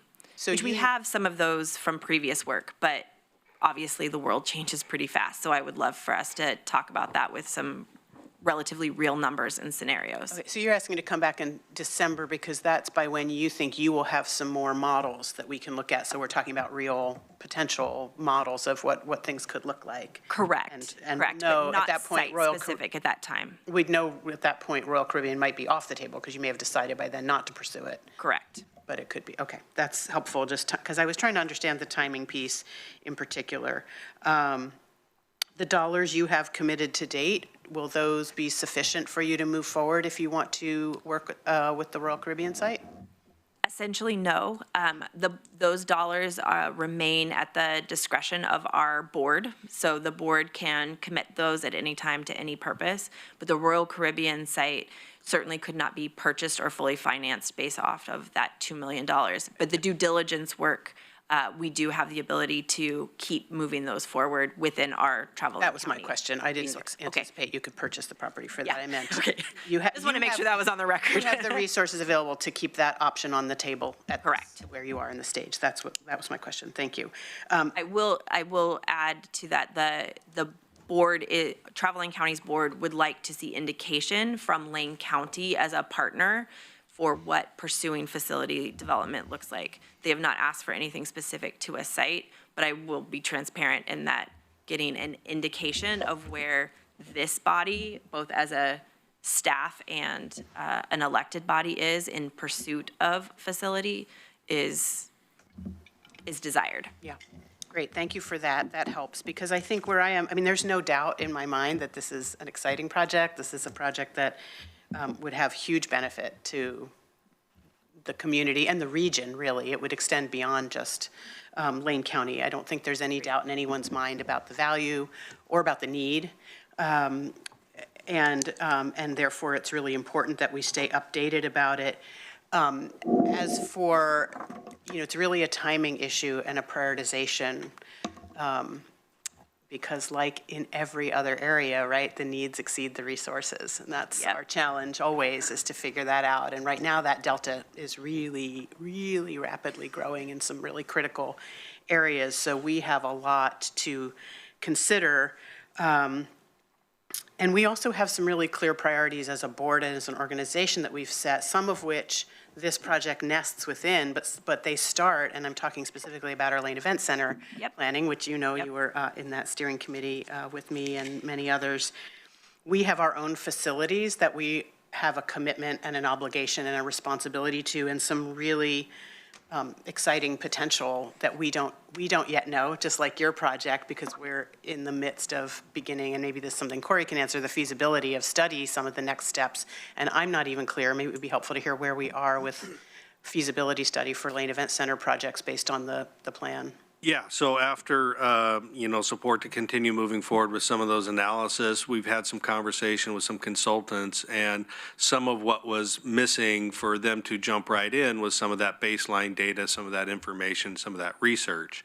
By Travel Lane County and Samara undertaking some of that work, that is information that can support us in having those conversations and working with a consultant to move some of that forward and not double up or redo the work that's already being done. So we were kind of anxiously waiting to see how this went and to see what kind of information that we can get back so that we can have some conversation with some consultants and start going through a process. Great. So we might have some more information, because it's a little bit of an order of operations and timing. I mean, it's all about that for all of us right now. And I think given that timing and all of the investment and work that this board has committed and this organization to Lane Event Center, we owe it to ourselves to sort of stay true to that process and have some real discipline and be conservative in making decisions before we have a lot of information. Retaining flexibility so we have the opportunity to allocate when the stars align is really important. If we lock ourselves into something too soon, we're really tying our hands. And so I'm really anxious to hear what our next steps as an organization are around the Lane Event Center with all that investment we've already made. The facilities that we know are in need of some help. The pending projects that could even include this one, depending where you go and what the sort of flow chart of if-thens reveal and how the timing all lines up. So absolutely support having you come back to have us hear more about your progress and your process and other partners and other components of a funding puzzle, which of course intersect with owner-operator, site, all of the things. And the last piece for us that we're awaiting is there will be a legislative short session next year, and there is discussion around providing counties with more opportunity around how we use our transient lodging tax dollars. And so I think we also owe it to ourselves, given the other tremendous challenges that we face on the budget side and the priorities that this board has made very clear for that process could really change our landscape here with how we allocate. So very excited about the project. If being a champion means saying I think it's a great project and would be a benefit to the community, count me in. But just don't have the information yet to make statements or commitments beyond that. Yeah, absolutely. And I would just like to respond and say, for us, we're very focused on the outcome. We are site agnostic in terms of where, if we can, and project shape, honestly. I gave you a shape, but if we can get winter overnight stays faster and more than what I presented, we're open to that. So I just want to make sure to put on record that we really see the work at the Lane Event Center as this project nesting into those conversations as well. And when it's our project is to get those winter overnight stays and the shape that it takes. We are very much a partner in that and see it as a collective project. Great. So it sounds like we're moving along on our parallel paths, and we'll see where and when they intersect, how far down the road. But we have a lot more side spur roads that we have to travel on. I think you've sort of got the one issue at a time, and we've got multiple and competing needs and demands, and very little resource right now. So, and our own facilities to steward. Yep. So, yeah, great. Thank you. Commissioner Buck, please. Thank you. I can definitely personally attest to the lack of space. I have a kid that does sports, in kid sports, and just for practice for soccer, there were 6 different teams on one field, just trying to do their regular soccer practice. And there's flag football, soccer, there's something else, all sharing fields, just because there is a lack of necessary space in order to do so. I've heard the need for quite some time regarding the overnight stays in the winter months, and know that that is a critical investment that needs to be made as well. So I fully support the concept of a multi-use space for these purposes. I'm not sure how supportive I would have been if I didn't have a kid that needs, they need to do these sports facilities in town in order to practice, but just because of that personal experience, I get it. And you did have, before I ask this question, I have a couple of questions. I was also very excited to be able to explore this possibility in conjunction with the potential convention center at the fairgrounds. That is actually the most exciting concept for me. Because that would be not only fulfilling a need like this space, but convention center space brings also a plethora of economic opportunity to businesses, especially small businesses here locally. So I really want to see what that concept would look like in the future when you've had time to meet with your consultants, come back and see what your needs are. But you did have this quote on one of your slides, specifically slide 17, which, or maybe it's page 17 in our agenda, I'm not sure. Convention space reduced locally because it was attached to hotels with exterior doors, which are unpopular with meeting and convention clients. And I didn't really understand that particular statement. I was hoping you could explain more, because usually you want a hotel attached to convention space because you're bringing in people from outside the area and you want those overnight stays, and they want to be able to go straight to the activity, the sports activity center, or whatever other event that is occurring in that space. Yeah, absolutely.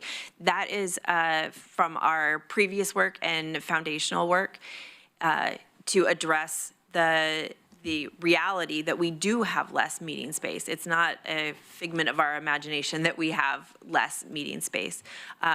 The meeting space that we did have was associated with hotels that were sold and repurposed to other things or were outdated structures. It's the market, the interest in kind of that roadside motel model where you have exterior doors is just one more piece that made that meeting space in those hotel rooms hard to sell. So we have had in the changes in our meeting space and hotel lodging inventory did result in less meeting space than we had when the study was done 10 years ago.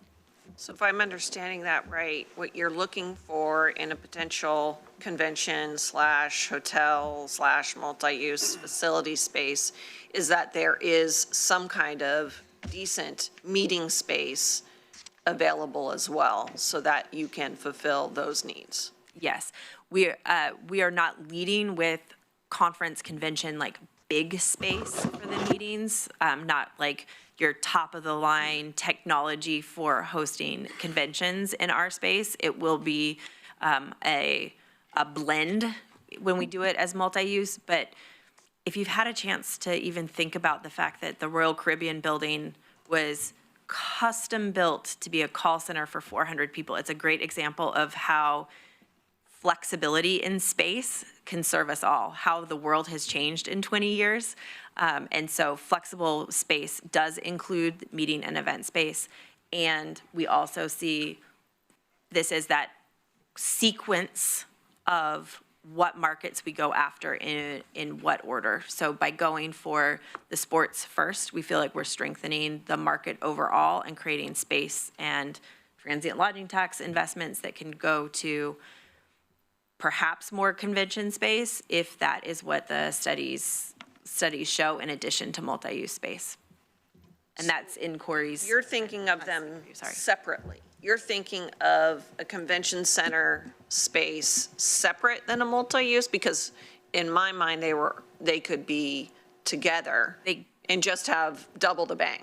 Yes, they can be together, but we need to make sure that space meets the needs of that sports, that high ceiling, the column spacing, those kinds of things, and then we can layer in the meeting, the event rollout component. So yes, we are thinking multi-use, and we are thinking this is not, in the end, one multi-use facility in one location. It's gonna take multi-use in many sequences of phasing. Appreciate that. I'll also just put out there that I also have a strong preference for the space to be available for Resiliency Center. And you had noted that, and that for me is a very high priority. We use the Lane Event Center for that on a routine basis. And the space that we have there doesn't always meet the needs that we have during times of either a winter event or a wildfire event in the summer. And we need that TLT money to update those facilities.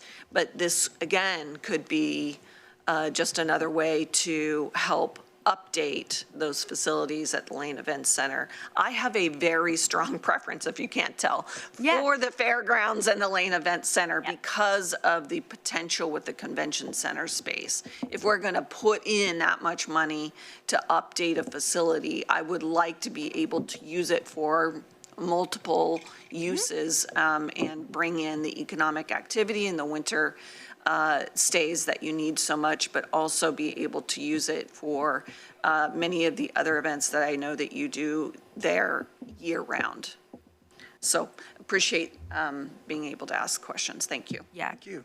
Vice Chair. Yes, well, I would just like to start with saying, yes, I will be a champion for this. Now, the location, I keep going back and forth in my head. It would be great. You see some of these big tournaments come in, and it'd be nice to have it centrally located where we could team up with other facilities and make the event even larger. As, excuse me, I have friends, and it's kind of bittersweet as my daughters are getting out of club sports, but they're still traveling around doing the club sports things. And really, since COVID, they've gotten even bigger and more popular. If you look back during COVID, to Commissioner Farr's point, youth sports don't dip. During COVID, they were one of the things that stayed steady or even went up a little bit. So I think that would be something that would be wise for us to really lean into. And as I talk to some of the parents and with kids in those sports programs, that's what they're doing. They're going to Corvallis, Salem, and they're not at one located place. They're around town, and it's all scheduled, and it's a little more scheduling, but it would be a way to really help facilitate, say, some of the, maybe not quite the size events that, say, Medford brings in. I mean, with that amazing sports facility. So I'll absolutely be a champion for this, and I look forward to some more information on it, how big of events we're thinking we could pull, and what the use for a convention and sports facility. I'm having a hard time in my head seeing that happen. But if we could do it, great, and let's look into it. But yeah, thank you. Great. Commissioner Trigger's got a follow-up. Great, thanks. I can do a second round if you want. You go ahead. Okay, great, thanks. I wonder if you, in your costing, are looking at separating out the additional costs of the banked track from, because there's multiple, there's cheer, there's volleyball, there's basketball, there's gymnastics, there's pickleball, there's numerous indoor sports that a facility could accommodate. We accommodate all of those, we just don't have enough space or of the quality we want to offer.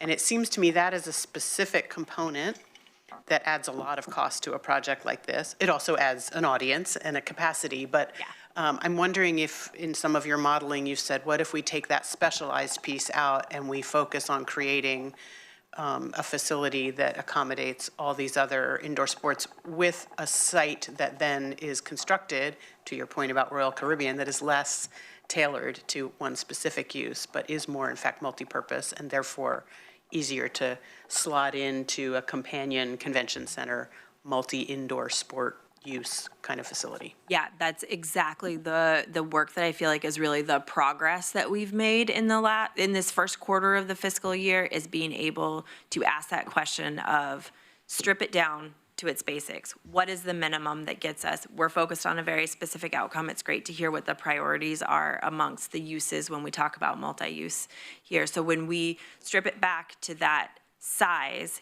yes, we are talking a minimum of 8 courts. And then my dream would be that we're building and we're placing and we're strategizing for the yes and. This is where we're starting. This is what comes next. These are the additional uses.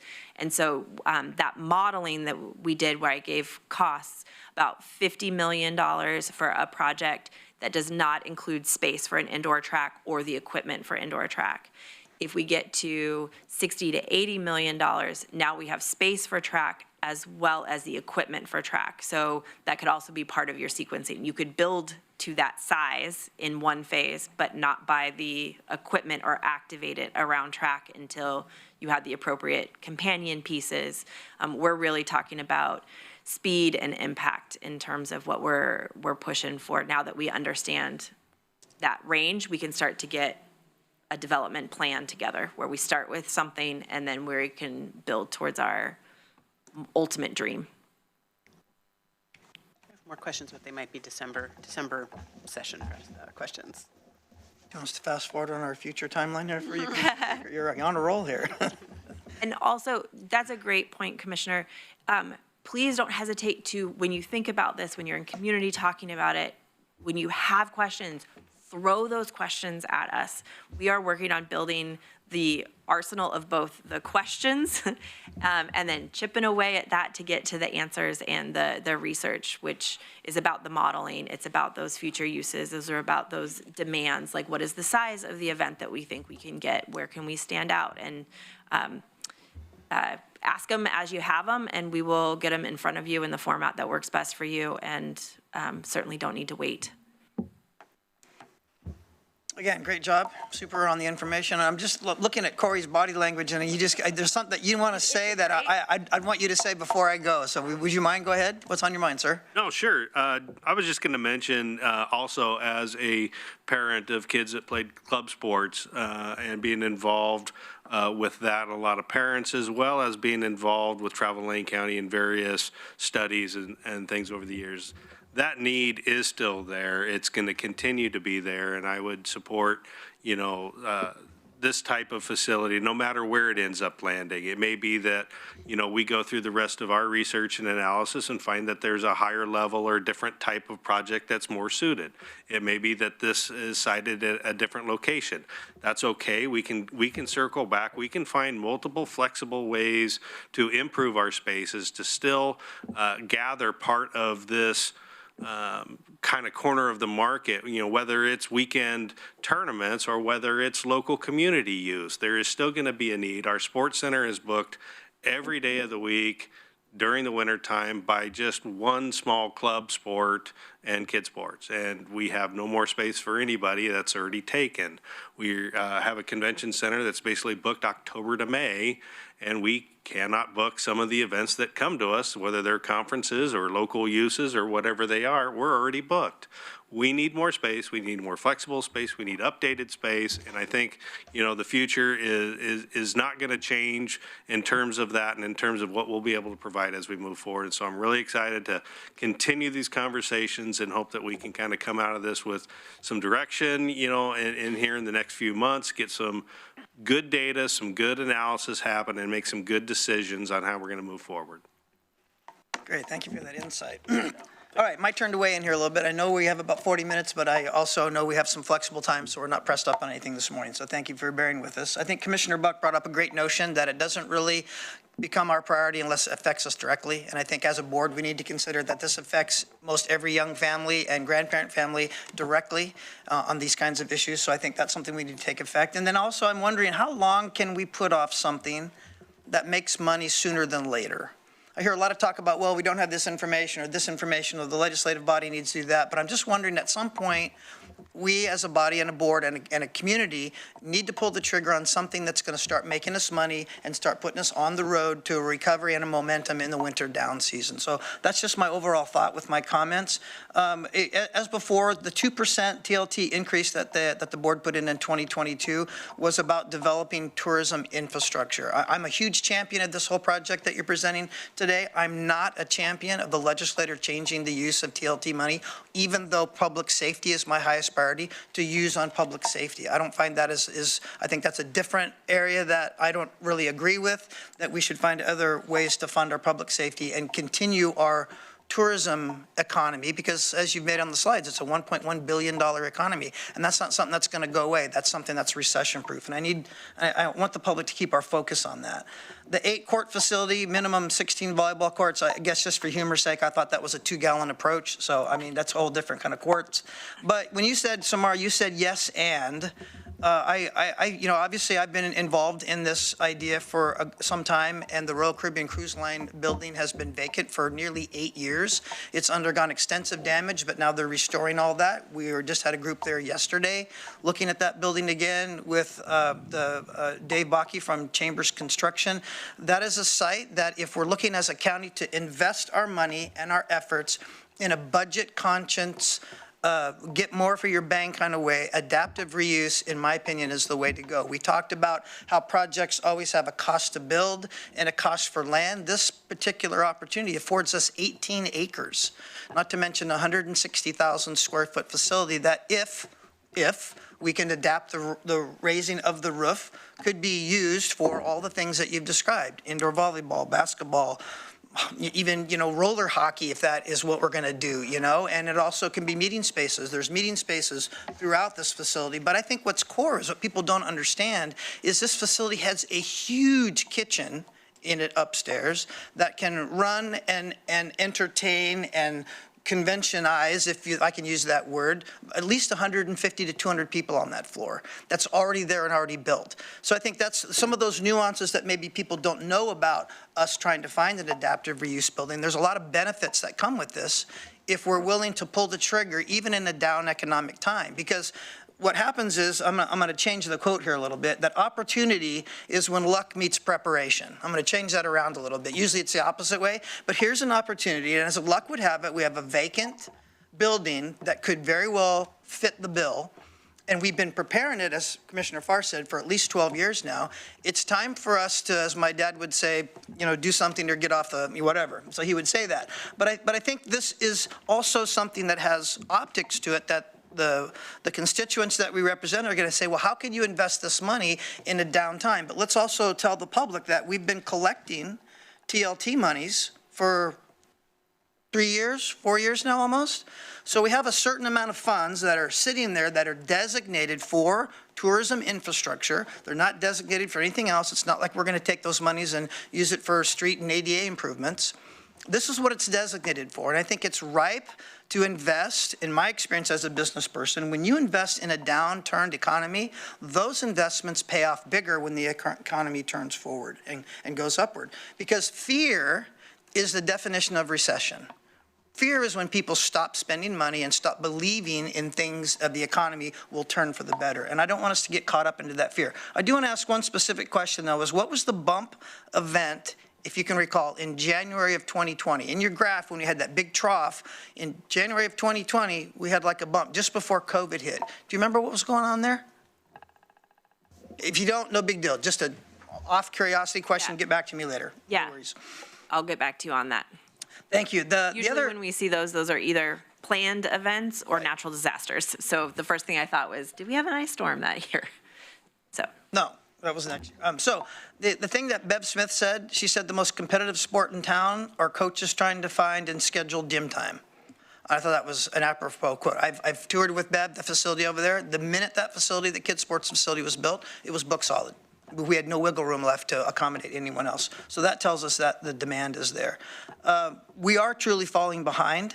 And I want to just reoppose the question too, readdress it, that why do you suppose in a shrinking budget environment we should be thinking about investing when money is tight in a revenue generating venture? And I want to answer that question. This is because it is a revenue generating venture, and we need revenue generating ventures even in downturn economy, and we need to take the risk of doing that when all indicators would say, the fear people would say, no, we shouldn't do that.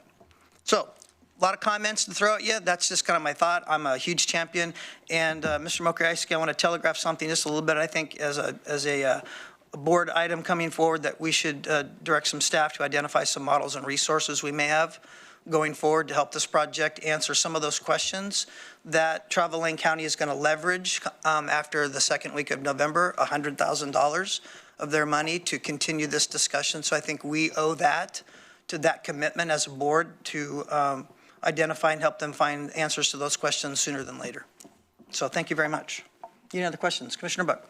I don't have any questions. I just wanted to clarify something because you had mentioned in the beginning of your statement that you quoted me as saying that it doesn't become a priority unless I'm personally affected. And I just want to clarify that I did not say that, and that's not what I intended to say either. I was only stating that I understand the need more because of my personal experience, but I do know and can make priorities even if I am not personally affected. Just want to clarify that. My apologies. That was not meant to be anything other than you were supporting it because you were well attuned to what the requirement was. Thank you. Anyone else? Yes, Commissioner Farr. Well, in January 2020, we kind of concluded Envision Eugene. Maybe that was the event. That took 12 years also. Also, I will say that the MGM Grand, let's build the Grand Arena. So they house 16,000, more than 16,000 for basketball. They converted casino arena into 16,000. So it can be done, Commissioner Buck, where we can do all kinds of things in one facility if the column spacing is adequate and if the overhead is adequate. So I'm so excited. All right, anything else from the staff? Mr. Harris, you've been awful quiet this morning, sir. No, sir. Okay, sounds good.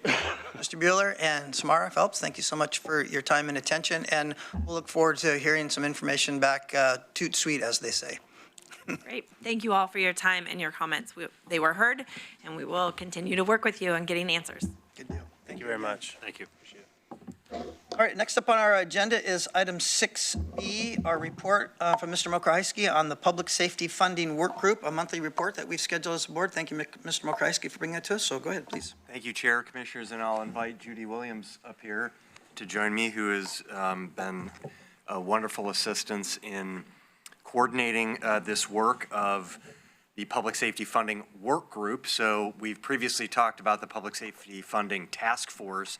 This was a task force of 11 residents that met for 14 months, I think, 12, maybe it was 12 to 14 months, wrestled with the challenges that we face related to public safety funding in Lane County, made recommendations to the board recently. So we've now formed a work group that is an internal group that includes the sheriff, the district attorney, our director of community justice and rehabilitation services, myself, our chief of staff, Judy Williams, our public information officer, Devin Ashbridge, and a couple other staff. This internal working group is now taking the recommendations from the task force and the direction by the board to facilitate the next steps in this process. So we do have, the board had asked for monthly work sessions. This is the first update that we're providing to you since the last discussion that we had. We have work sessions scheduled for the end of November? November 18th and December 9th. November 18th, December 9th, we'll be back in front of the board. So for those who are just tuning in to this conversation, I always am reminded that, you know, we sort of dive into this and we start like 10 steps down the road. But for anyone that is tuning into this conversation, maybe for the first time, we'll remind all of us that the reason we're in this situation is, and we're having this conversation, is that we have had a public safety system that has been underfunded since the 1980s due to multiple compounding factors.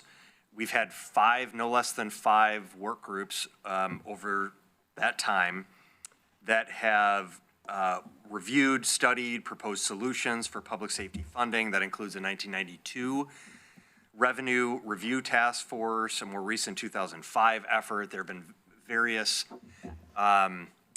prior boards have attempted to implement different funding solutions to limited success, including the implementation of an income tax back in 2007 that was then repealed by voters. In 2013, the Board of Commissioners put forward a public safety levy, a 5-year levy that was approved. That was the first approved levy by the voters that has subsequently been renewed twice. It was first approved with nearly 60% of the vote in 2013, then nearly 70% of the vote 5 years later, and then nearly 80% of the vote in 2023?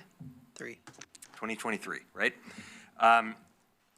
So these issues have been presented because of, as I mentioned, compounding factors of the loss of federal timber revenue. We've seen approximately a 90% decline in federal timber-related funding and secure rural funding over the past 20-plus years. We have what I call an artificially low property tax rate in Lane County of $1.28.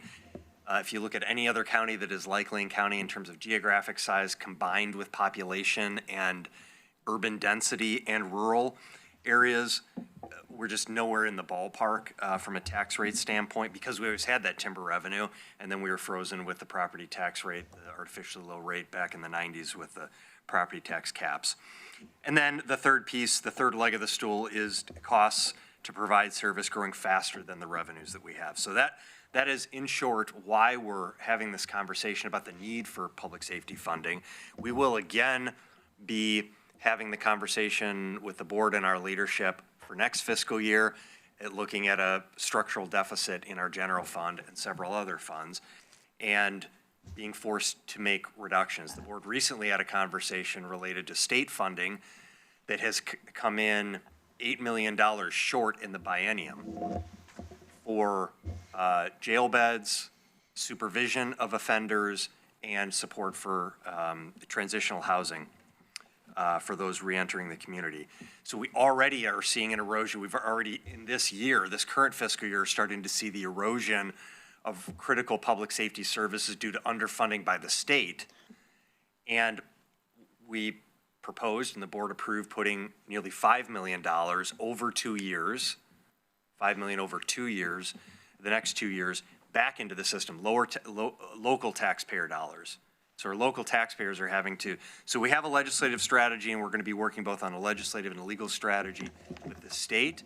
And we also need to talk about this fundamentally broken public safety funding system that we have here in Lane County. So that this work group now is taking the great work of the funding task force that happened. I'll remind folks that there were essentially 4 recommendations made by the task force that included 1, pursuing efficiency, prioritization, and trust.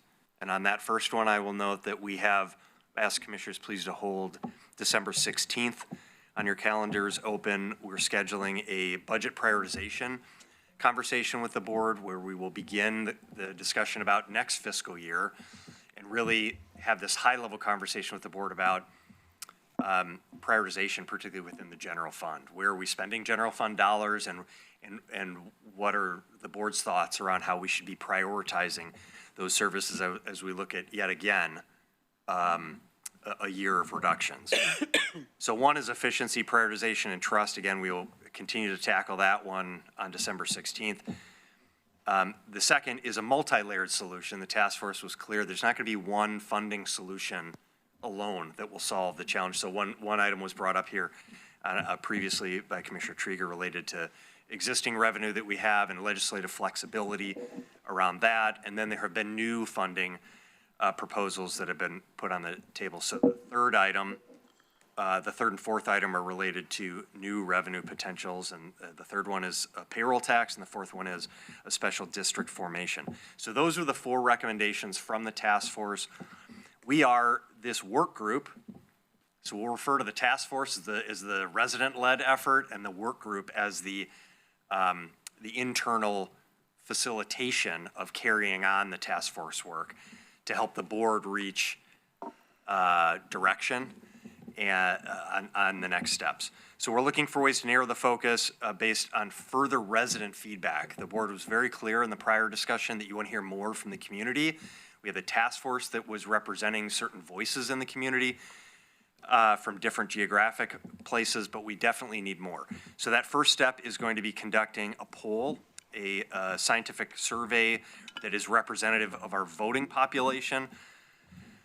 In the process of selecting, we are currently in the process of selecting a firm to assist in that polling work. Again, I've worked with the sheriff and the district attorney and our team that has done this work previously, both for park levies and public safety levies. The poll will help us assess the wider sentiment in the community around the task force recommendations and potentially tell us where we should be directing further effort, where we may want to lean into and lean away from based on feedback that we receive. We expect that the poll will be fielded in the first part of November. So that's our goal, that we will be out, before the holidays hit, and that we'll have that information hopefully by the end of this calendar year so that we can bring that to the board for discussion. If the board gives us some clear direction, the board will then be able to consider, formally narrowing the focus for additional outreach. So you had talked about going out into different parts of the community and seeking feedback. I think it was really clear based on our prior conversations, we need to sort of know what we're talking about before we seek further feedback from the community. So we're looking to sort of narrow those options that may be put on the table and then pursue further qualitative So quantitative being the scientific polling that we do, qualitative being the direct outreach that we would have in the community. Additional qualitative outreach could include online surveys, focus groups, and some of these conversations that the board had suggested that we do. I want to just note that qualitative data should not be mistaken for data that represents the community as a whole, right? So again, quantitative being more representative of the sentiments of the whole community, qualitative being more direct conversations with individuals and groups. And we want to do both of those. So I'll pause there. Judy, do you want to add anything to the timeline or work that the group has done? Thank you, Mr. Mokrzycki. Chair, Commissioners, Judy Williams. The only thing I would add is we really took in the feedback that you all gave at our last work session. And so this internal work group is really kind of at that forefront is like, what were the recommendations from the task force? What are the board priorities and kind of early direction? And we revisit that every couple of weeks. We're meeting and have a good cadence thus far. And so we meet again this Thursday, and things are really moving forward, and it's exciting. I think the only other thing that I would say is the direction was really to, what can we do to get this going and get it going fast? And so with the board monthly updates, that's our hope, but also we were able to not use consultant dollars right at the forefront. And, what can we do that we do well is just put that structure in place and get our internal work group together and put that structure so that when we do need a consultant, it's very specific for like polling or perhaps advertising in the future. So more to come, but it's exciting to be a part of the group and carry on the work of the task force. And with that, we'll turn it over to you for any questions. Commissioner Buck. Thank you. So it sounds like the work so far has been internal, and you're narrowing down some of the options that were already presented to us even further before going out to the public and getting their input. What I'm hoping for is a timeline of how we're going to go out to the public and share this information and get feedback, knowing that we're going to roll into the holidays, and that's a very challenging time to do that or to start to do that. But I'm hoping after the new year that we'll have a plan to make that happen. And you're nodding your head, so hopefully I'm on the same page as you are with that. Yeah. Yes, I think Commissioner Buck, that's the internal group is, like I was saying, they're excited to get to work on it. And so that is a lot of our discussions of how do we map out the timeline? What does that look like? What can we do first? And then I think it's just being really mindful and thoughtful around what would that look like. But absolutely, as soon as we get a little bit more direction and feedback from the polling company that we do work with and get the feedback from them, kind of steer our expertise from them on what specifically that might look like. Are you planning to do polling prior to going out to the community, or going out to the community and then kind of polling to get their reaction, or both? The further. So the idea here is that the task force made a number of recommendations, not just the four. Within those four recommendations that I outlined, there were different levels of funding that they suggested. There was a low level, a medium level, and a high level. There were also scenarios where they talked about, pursuing new revenue and keeping the existing public safety levy in place.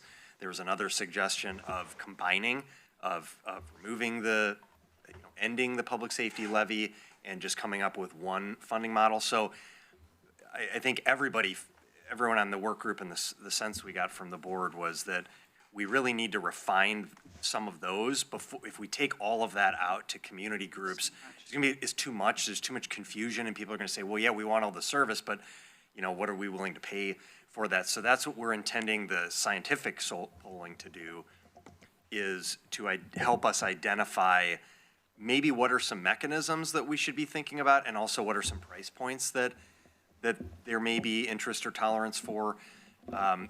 before we have those conversations, because otherwise it's just going to be throwing it out all out on the table, and it could result in a lot of confusion, both from a community standpoint as well as from our ability to interpret what that feedback could look like and how to sort of get the board's direction on, all right, where do we want to head? I just have one other question, which is, for us as colleagues, I was hopeful that we would also have some work sessions to kind of dig in on the individual scenarios that were presented to us and really find the time to go pretty deep on each option available, and finding the time that coordinates with the internal group as you refine it, I think would be really helpful. So that's my suggestion for us, but I'm open to what my colleagues have to say on that too. So sorry, Chair, I just wanted, I think that's helpful feedback, and if other commissioners feel likewise, you know, if we could get some direction on that, if you'd like to have, for example, if you'd like to do a work session that focuses on the sheriff's office and piece of the sheriff's office and what different funding would look like there, and another one that focuses on the district attorney's office, those were sort of the two public safety pieces that were recommended for additional funding.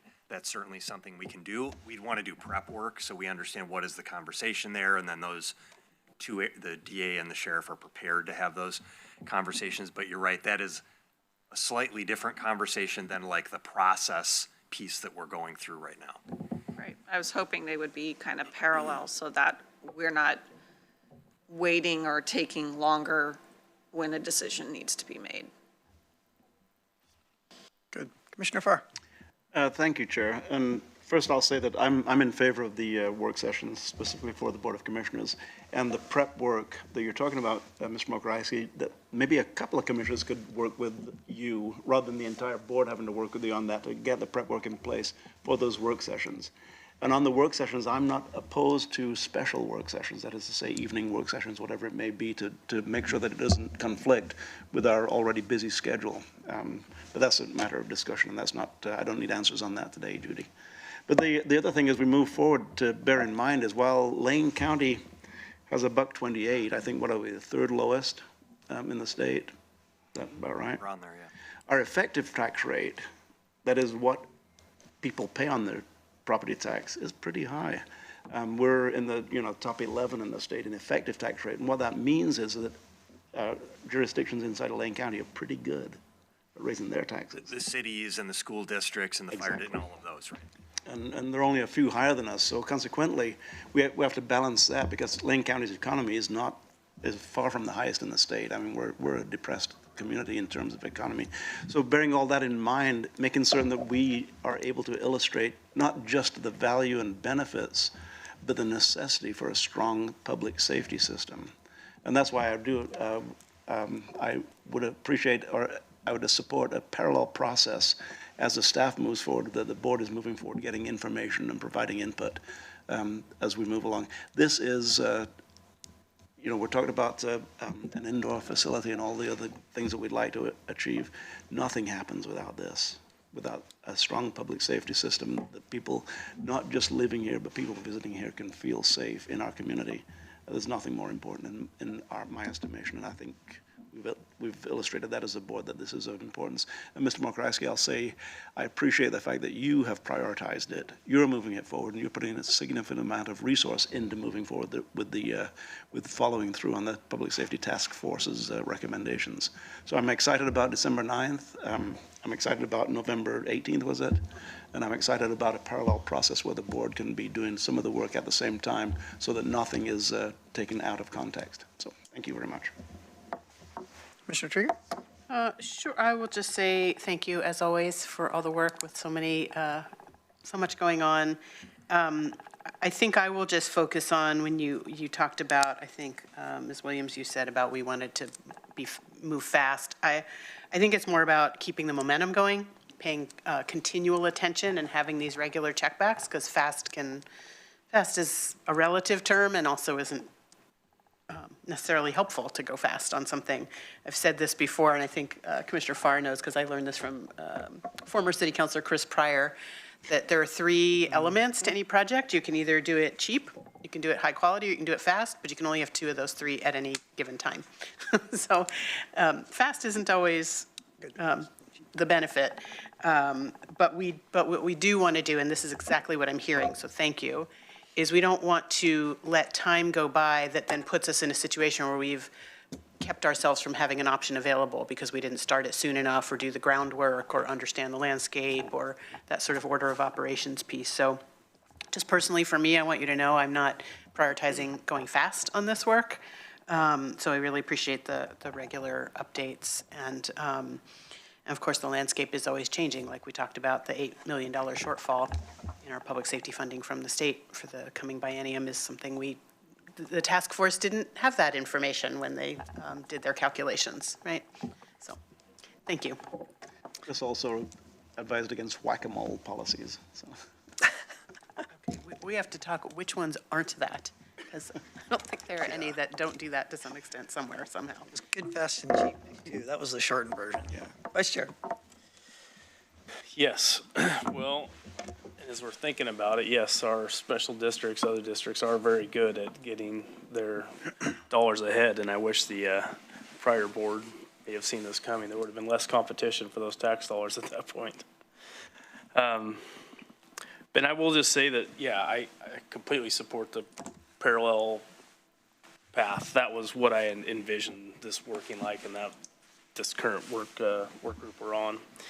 And yeah, I understand what Commissioner Trigger is saying as far as not prioritizing fast, but I would like to, and I think you're getting good direction that this is a priority for all of us.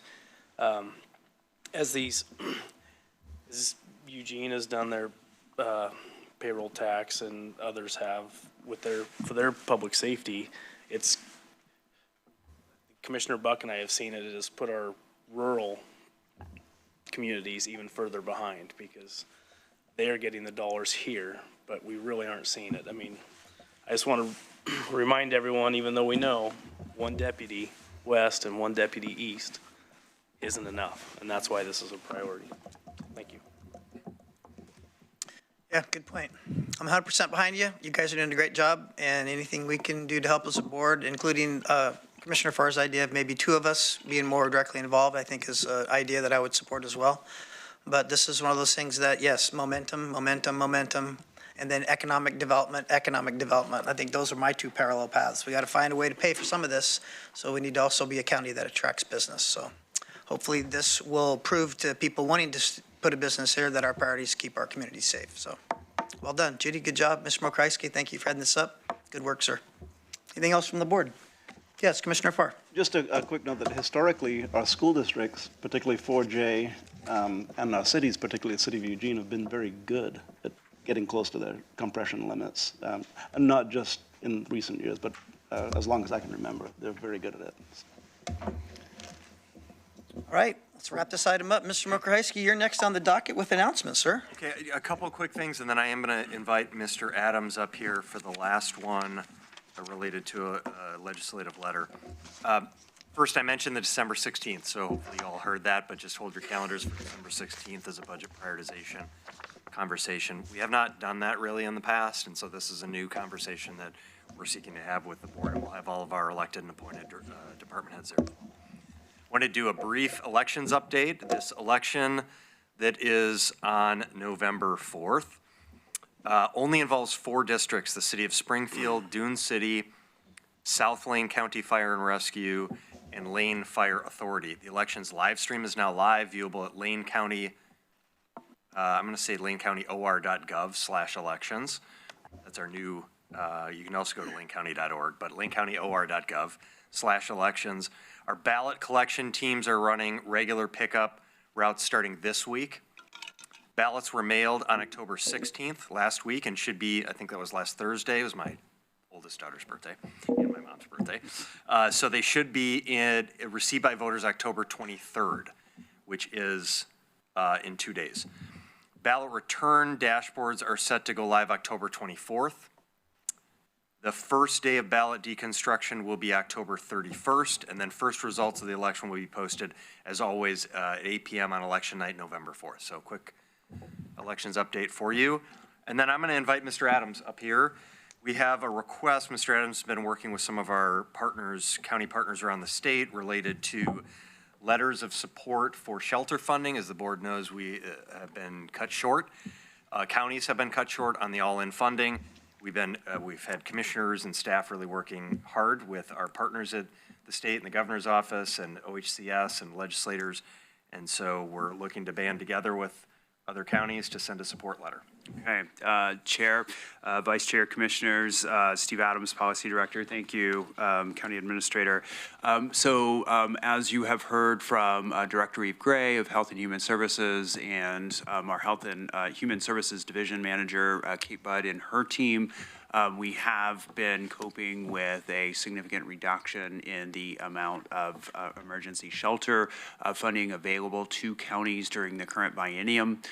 Specifically, we are somewhere in the range of about $7.6 million in funding for the current biennium, for the current year, I should say, fiscal year, and that's about a $7 million. It's about half of what we had last year. We knew we were going to have some reduction, but it's significantly less than what we were looking at. So I want to acknowledge significant work on the part of our Intergovernmental Affairs Manager, Vanessa Cornwall, has been working with her counterparts from other affected counties, and then Kate Budd and her team have been working with her counterparts as well.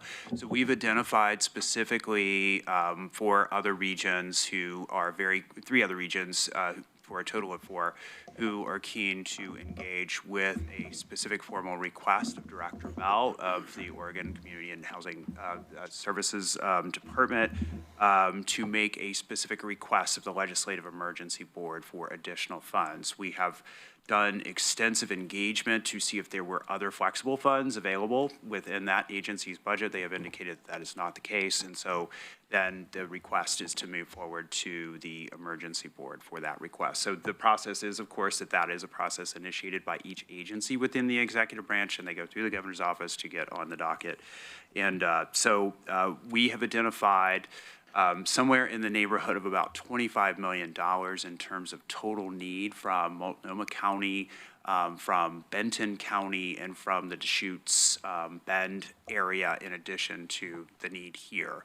Now, it's likely that that's not the entirety of the funds. So, for instance, we are just outlining the specific community need as we currently understand them. Here in Wayne County, we're articulating a $7 million need.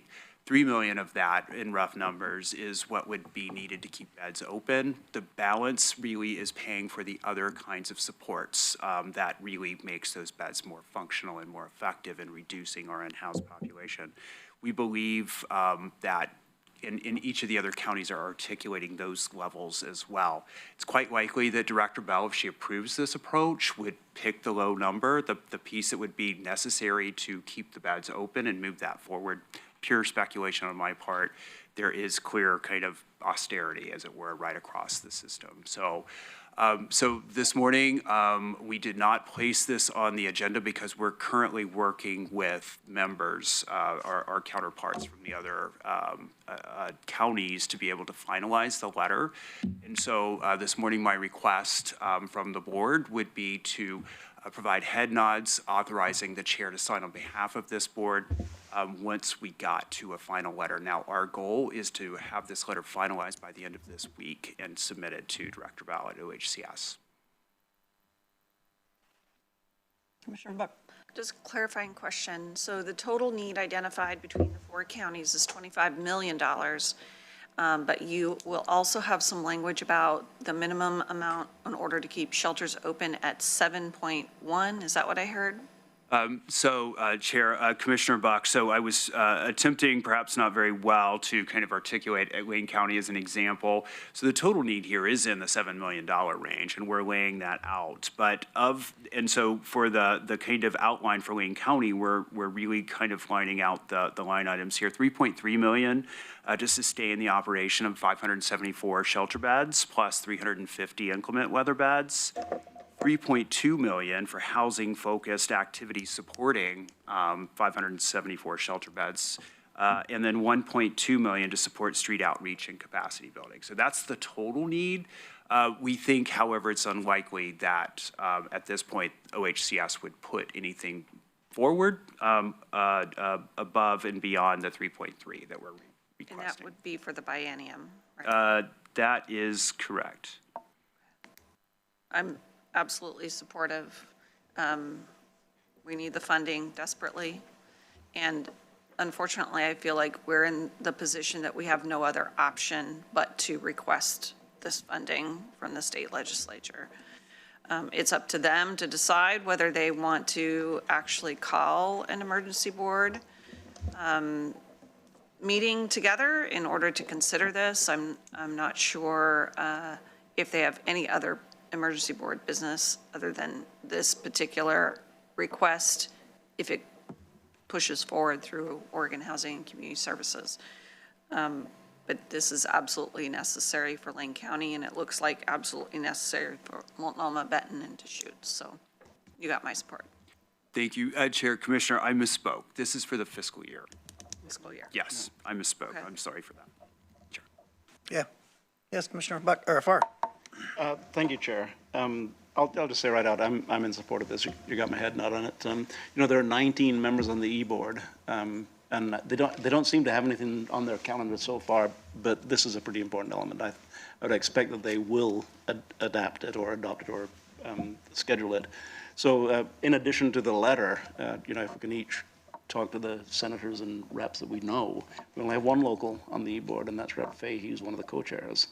But we do have other people that we know in the legislature who are on the E-Boards that we could perhaps help with a little bit. Helping to understand that, Samara Phelps said we're underbuilt in every area. We're underfunded in every area, too. This is a single area that we're underfunded, but the immediate impact, not just to the people in the shelters or to the agencies that run the shelters, but to the surrounding community of people who are expelled from shelters, if there aren't shelters, it is widespread, far beyond just the individuals who are staying in the shelters. So people, the E-Boards and the senators and reps should recognize this as a priority that they should look at. So I'd expect so. In short, yes, you have my head nod on this. Commissioner Trieger. Thank you. Thank you for bringing this before us. Fully support. A couple of questions, and we know, but you've just stated for us the $7.5 million shortfall and how it falls out in terms of just maintaining the beds themselves versus the prevention work, which is actually the best value for the dollars, and then the navigation and support services that keep those shelter beds in rotation. Will the other three, will those be outlined in the letter, and are all four counties doing the same format where they say, this is our total shortfall, here's how that breaks down? And are we asking OHCS to ask for the minimum, or are we simply asking them to put before the E-Board, here's the totality and here's how it breaks down, and let them decide for themselves what percentage, if any, should the E-Board even be called into session, they might fund, and for which, if not all of the four counties making the request? So, Chair Lovall, Commissioner Trieger, indeed, all of the counties are outlining their particular details. And we felt, just as we were working with our counterparts, that articulating the fullness of the need was an important thing for us to do. We are requesting that the director find, she has specific findings that she has to make in order to meet the emergency board criteria, and we're asking her to make that request. I think we are articulating the need for the full amount, and imagining that anything beyond what we have now is better than what we have. So I think if we were to see a successful request coming from the agency over and above, we would be pleased with that, even if it wasn't for the full need. Great, thank you. And so this letter will also then show by inference, and providing the raw data for representatives to do their own calculation about what amount funds how many, basically a cost per bed to county by county, what kind of services are being delivered for the dollars, both again in the prevention, in the service, navigation and street outreach, and in the actual operation of beds themselves. Chair, Commissioner, indeed, we think being on the record is important. Great, thank you. And then my last question is just a process one. So Director Bell of Oregon Housing Community Services, does she ask the governor to convene the e-board? Who makes what decision when in the process? So, Chair, Commissioner, the agency comes forward with a request, notifies Legislative Fiscal Office as staff to the e-board and to Joint Ways and Means, as well as the state CFO, Chief Financial Officer within the Department of Administrative Services at the same time. And so this is kind of a joint process that's well integrated. There are timelines required to be met, findings that are required to be met, and then a decision on the part of the co-chairs to place it on the agenda. Governor's office approval is absolutely critical. So it is mysterious. But it originates between the agency and the legislature. Chair, Commissioner, that is particularly CFO. correct. Great. Thank you very much. Appreciate it. Yeah, I just want to say thanks for swinging by the office yesterday and talking to me about this and going through these numbers. Yeah, I appreciate it, and I'm still in support. Thank you. Looks like we have a pen ready. So anytime that letter comes by, let's get it forwarded. Thank you for all that work. Thank you, Chair. Yes, sir. All right, Mr. Mokreisky, you're on the docket again for, nope, you're not, you're off. Oh, come on, Council Bovet, please, go ahead. Thank you, Chair Laval. I seldom have any announcements for the Office of County Council. I'm shocked. But I have two brief ones, very brief. So in addition to celebrating or joining you in celebrating Marcus's excellent work that was described this morning, a couple of brief announcements. As the board is aware, the city of Newport engaged recently in a righteous steal of one of our assistant county councils, advancing her career to become the current city attorney for the city of Newport, which is where she lives. And I don't blame them. We very supportive of Tiffany, but we just engaged in our own righteous steal. So starting November 10th, we have hired Stephanie Davidson, who's currently the assistant city attorney for the city of Wilsonville, who has a lot of experience with them in the areas that we particularly need. Tiffany was, as you know, our general counsel for Public Works. And Stephanie will be joining us to largely fulfill that role starting November 10th. And we are very excited. We had, I have to say, we were a bit overwhelmed with the applicants. The pool was excellent. The top candidates were beyond excellent. And it was a very, very difficult choice among very qualified candidates. And big thanks to our county administrator for joining our interview team on that as well. So we're looking forward to Stephanie joining. That's our first announcement. The second announcement is I will actually be taking a vacation. October 28th through November 10th. For the first time, I think, that I can remember, I'm not being allowed to take my computer, so I won't.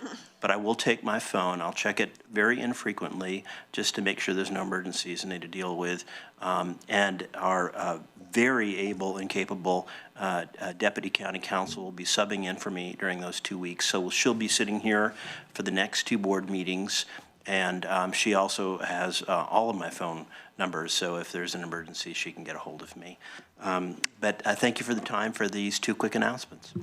You're welcome. And just for the record, that would be Council Mallory Beebe stepping in for you, yes? Yes, Deputy County Counsel Mallory Beebe will be stepping in for me and will be the AIC acting in charge while I'm gone. I'll send an email notice to everybody to that effect here probably by the end of the week.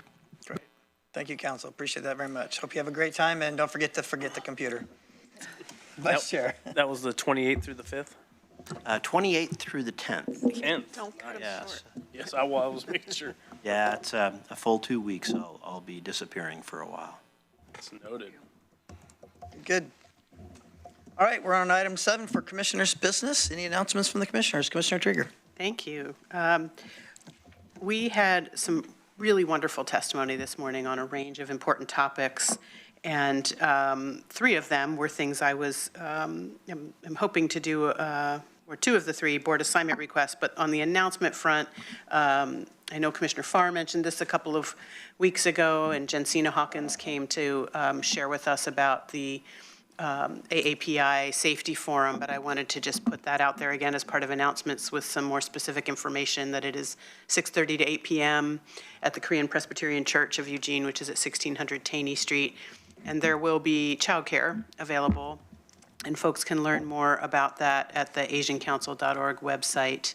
I plan to attend.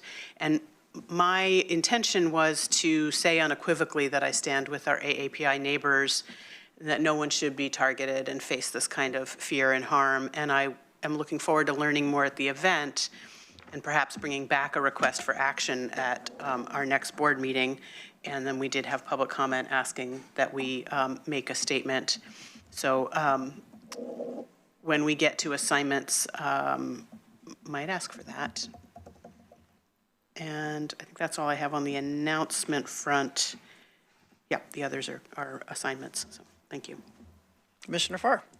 Thank you, Chair. And Commissioner Trigger, thank you for stealing that out of my mouth. But just a note on the Asian celebration, not celebration, excuse me, but the Public Safety Forum. It's at on Taney Street in Bethel, right adjacent to the brand new Malabon Elementary School, which is a beauty. If you get a chance to just take photos of that, it's like an old world school. It's beautiful. Right next door to the Korean Presbyterian Church. I also mentioned along those same lines that tonight at Clear Lake, the former Clear Lake Elementary School, which is our resilience hub in Bethel, there'll be an open house at the Clear Lake Elementary School tonight, just highlighting some of the elements of the resilience hub that have been incorporated. The grant that we had to renovate Clear Lake Elementary, to upgrade the HVAC system and redo all of the old classrooms into something more usable, of course, was rescinded. That grant was rescinded, so we're not able to do that. Bethel School District is kind of absorbing the costs of the facility itself. Not inexpensive, but it's not to the level that we'd like it to be and that it will be for the future. But if you have a chance, I don't expect anybody will be out there tonight at Clear Lake Elementary, but it's where our kids went to school. Lovely little school. We decided not to trash it. We're going to use it for perpetuity. The other thing I'll mention is a couple of events that happened last week. The Sequential Intercept all-day forum occurred, and that was a forum where there were at least 50 people in the room out at Pacific Source's huge facility in Springfield. And it was I was able to attend for the first couple of hours, but it was people getting together and talking about the sequence of intercepting people from the criminal justice system. And it's a five-step intercept. Really well attended, Mr. Mokrajski. I'd love to get a little bit of a report on that at some point from somebody more official than I am. Last week also we had the Mental Health Advisory Committee retreat, which is also our local Drug and Alcohol Policy Committee, and also the Developmental Services Committee, all three statutory. Had our retreat last week, and they reiterated the desire to have a really close communication with the Board of County Commissioners on a regular basis to let us know more formally what the nature of their very important work and the recommendations that they'll be making throughout this coming year. And one of the things that they will be doing is coordinating their agendas to a certain extent with, for instance, the Poverty and Homelessness Board, because many of the people that we work with are overlap. So looking forward to a robust partnership between the different staffed Lane County boards and commissions. And last thing that I have to announce is, Rob, Righteous Man.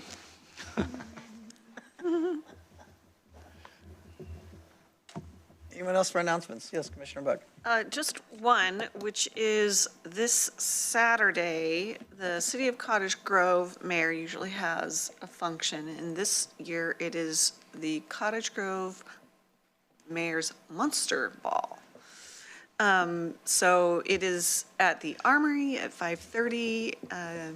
Tickets are online, and I would welcome anybody to attend. All right. Any comments or remonstrance from this morning's public comments? If not, we'll move on to some committee reports if there are any. Commissioner Trigger. Yeah, I would just urge anyone, Commissioner Buck and I were in the Human Services Commission meeting yesterday, and without going through the truly distressing state of affairs for human services, I would just urge anyone, it's a public meeting, to go back and watch the video of that, but it gave a pretty sobering and clear outline of some of the potential new restrictions that would be put in place for the state to receive block grant funding and for, therefore, local counties to fund our safety net that this new administration is placing on those dollars. So I'd urge anyone to watch yesterday's Human Services Commission meeting. Any other committee reports? All right, we're at the future board assignment requests. Anyone out there? Commissioner Trieger, you got one floating? Thank you. I have a few.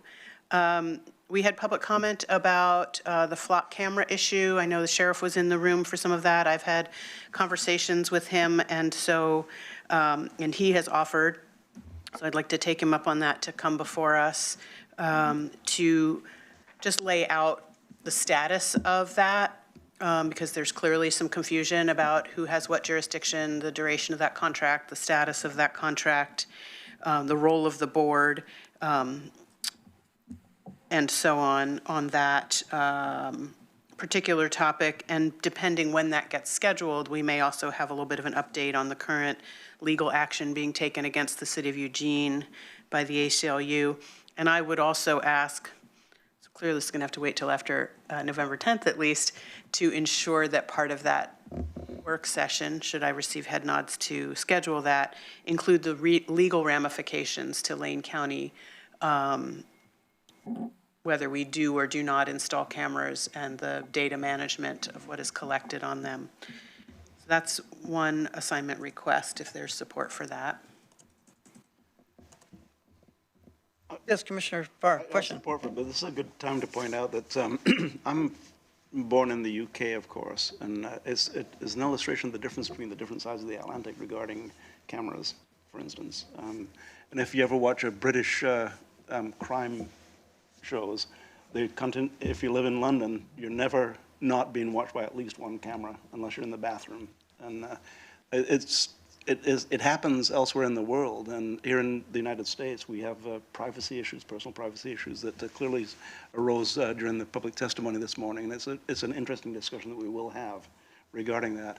I have cousins who work in that system in England, and it not only checks criminal issues, but there are places in London that you can't drive, for instance, but they don't ticket you when you get there. They send you a ticket because they got a picture of you driving there. So it's interesting the depth of into people's privacy that it does dig in different countries. So. That's an interesting point that maybe we'll talk about, is the distinction, because we've been told when it comes to road safety, enforcement cameras are not allowed, but surveillance cameras apparently are. So that's another distinction and something that could be talked about. Can I just have a clarification on when do you have a timeline of when you want to have that? I don't, because my understanding is the flock contract the sheriff currently has, which he inherited from the previous sheriff, that we have not installed any cameras yet. That it's this is why I want the work session. I think it's a 2-year contract, but the clock doesn't start ticking until a camera's installed. So maybe work with the sheriff to ask. I mean, I think he will know better when the right time is, but clearly the community is paying attention. So balancing between functionally what's the right time and also working with legal counsel, but also being responsive to community. Okay. Thank you. I want to make sure there's head nods here. Yeah, you got head nods. Thank you. The other is we had a couple of folks provide testimony, one of whom also sent us remarks via email about the ERPO, the Extreme Risk Protection Order, which helps if someone is in possession of a firearm and there's concern about their harming someone else or themselves, that there's a toolkit and a resource that a lot of folks, particularly in law enforcement, don't know about. They asked us for very specific actions that we could take. I think my assignment request is to work with the folks in suicide prevention and then also law enforcement, probably DA, and have them come back with what can we do? How could we be promoting this toolkit about ERPO? It may be the exact things that the community members requested, but there might be other things we already are doing or could be doing. And that could be something that comes back to us as an agenda item, but depending on the response, it could be an email update as far as I'm concerned. It just depends on what the response is. But the assignment request is to learn with the appropriate parts of this organization whether we are aware of the ERPO toolkit and how it's being used and promoted. Great, thank you. And then the third, I'm going to withhold if another commissioner wants to ask specifically for a statement, as Jensina Hawkins requested, but I was going to wait until after attending the forum Thursday night to hear more about the status of things and maybe make that assignment next Tuesday. But if someone else wants it to happen sooner, I would nod my head to that. Commissioner Farr. Thank you. And that was the only request that I had, is that I would ask for it sooner. Ms. Mokrowski, if you could, if we're in agreement with that, to start looking at what would the wording of a statement of support, very specifically, let's see if I got the words. It's Statement of solidarity. statement of solidarity, thank you, with the Asian community. And Ms. Hawkins suggested that we check around, do we know 20 Asian households? Well, many of us do. You know, there are lots of Thai people living here, for instance. The Asian community is broad, makes up a small percentage of the total population with a high percentage of crimes against it.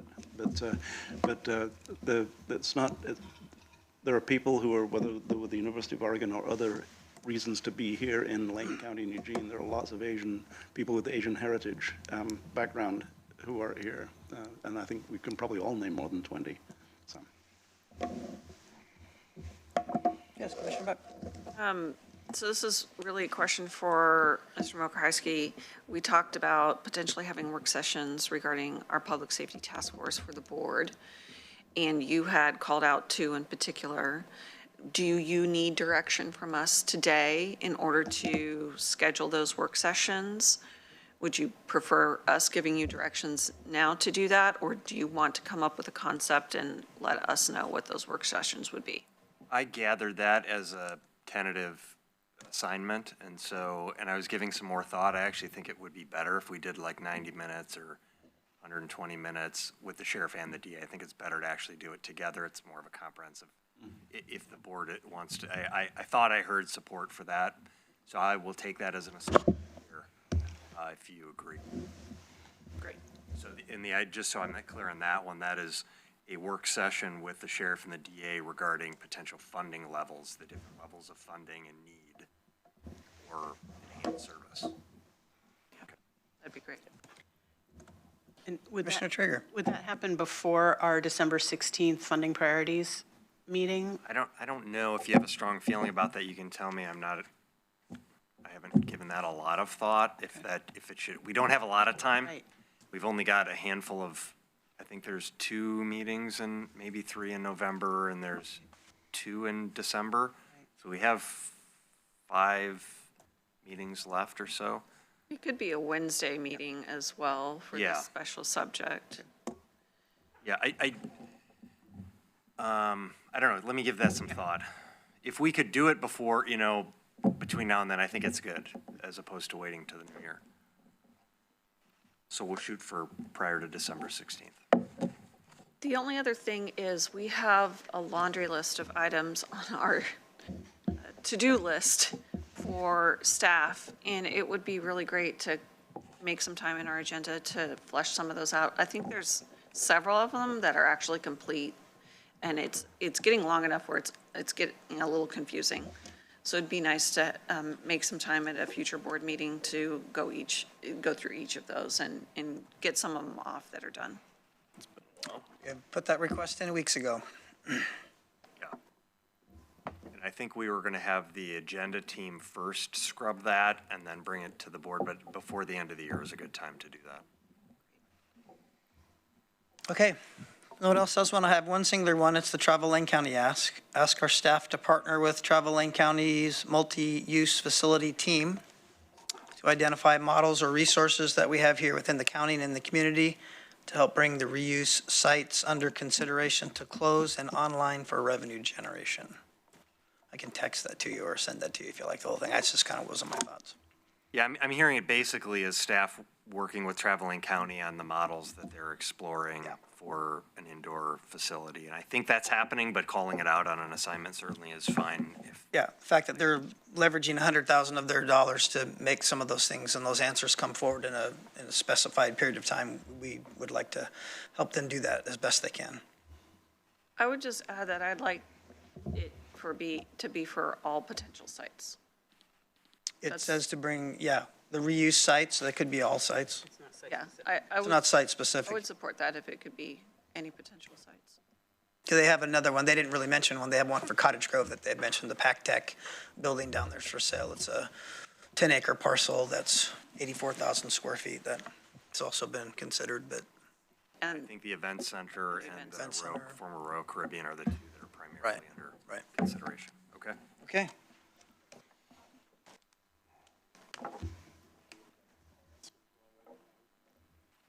What did you guys mention that? Yeah, no? Okay. All right.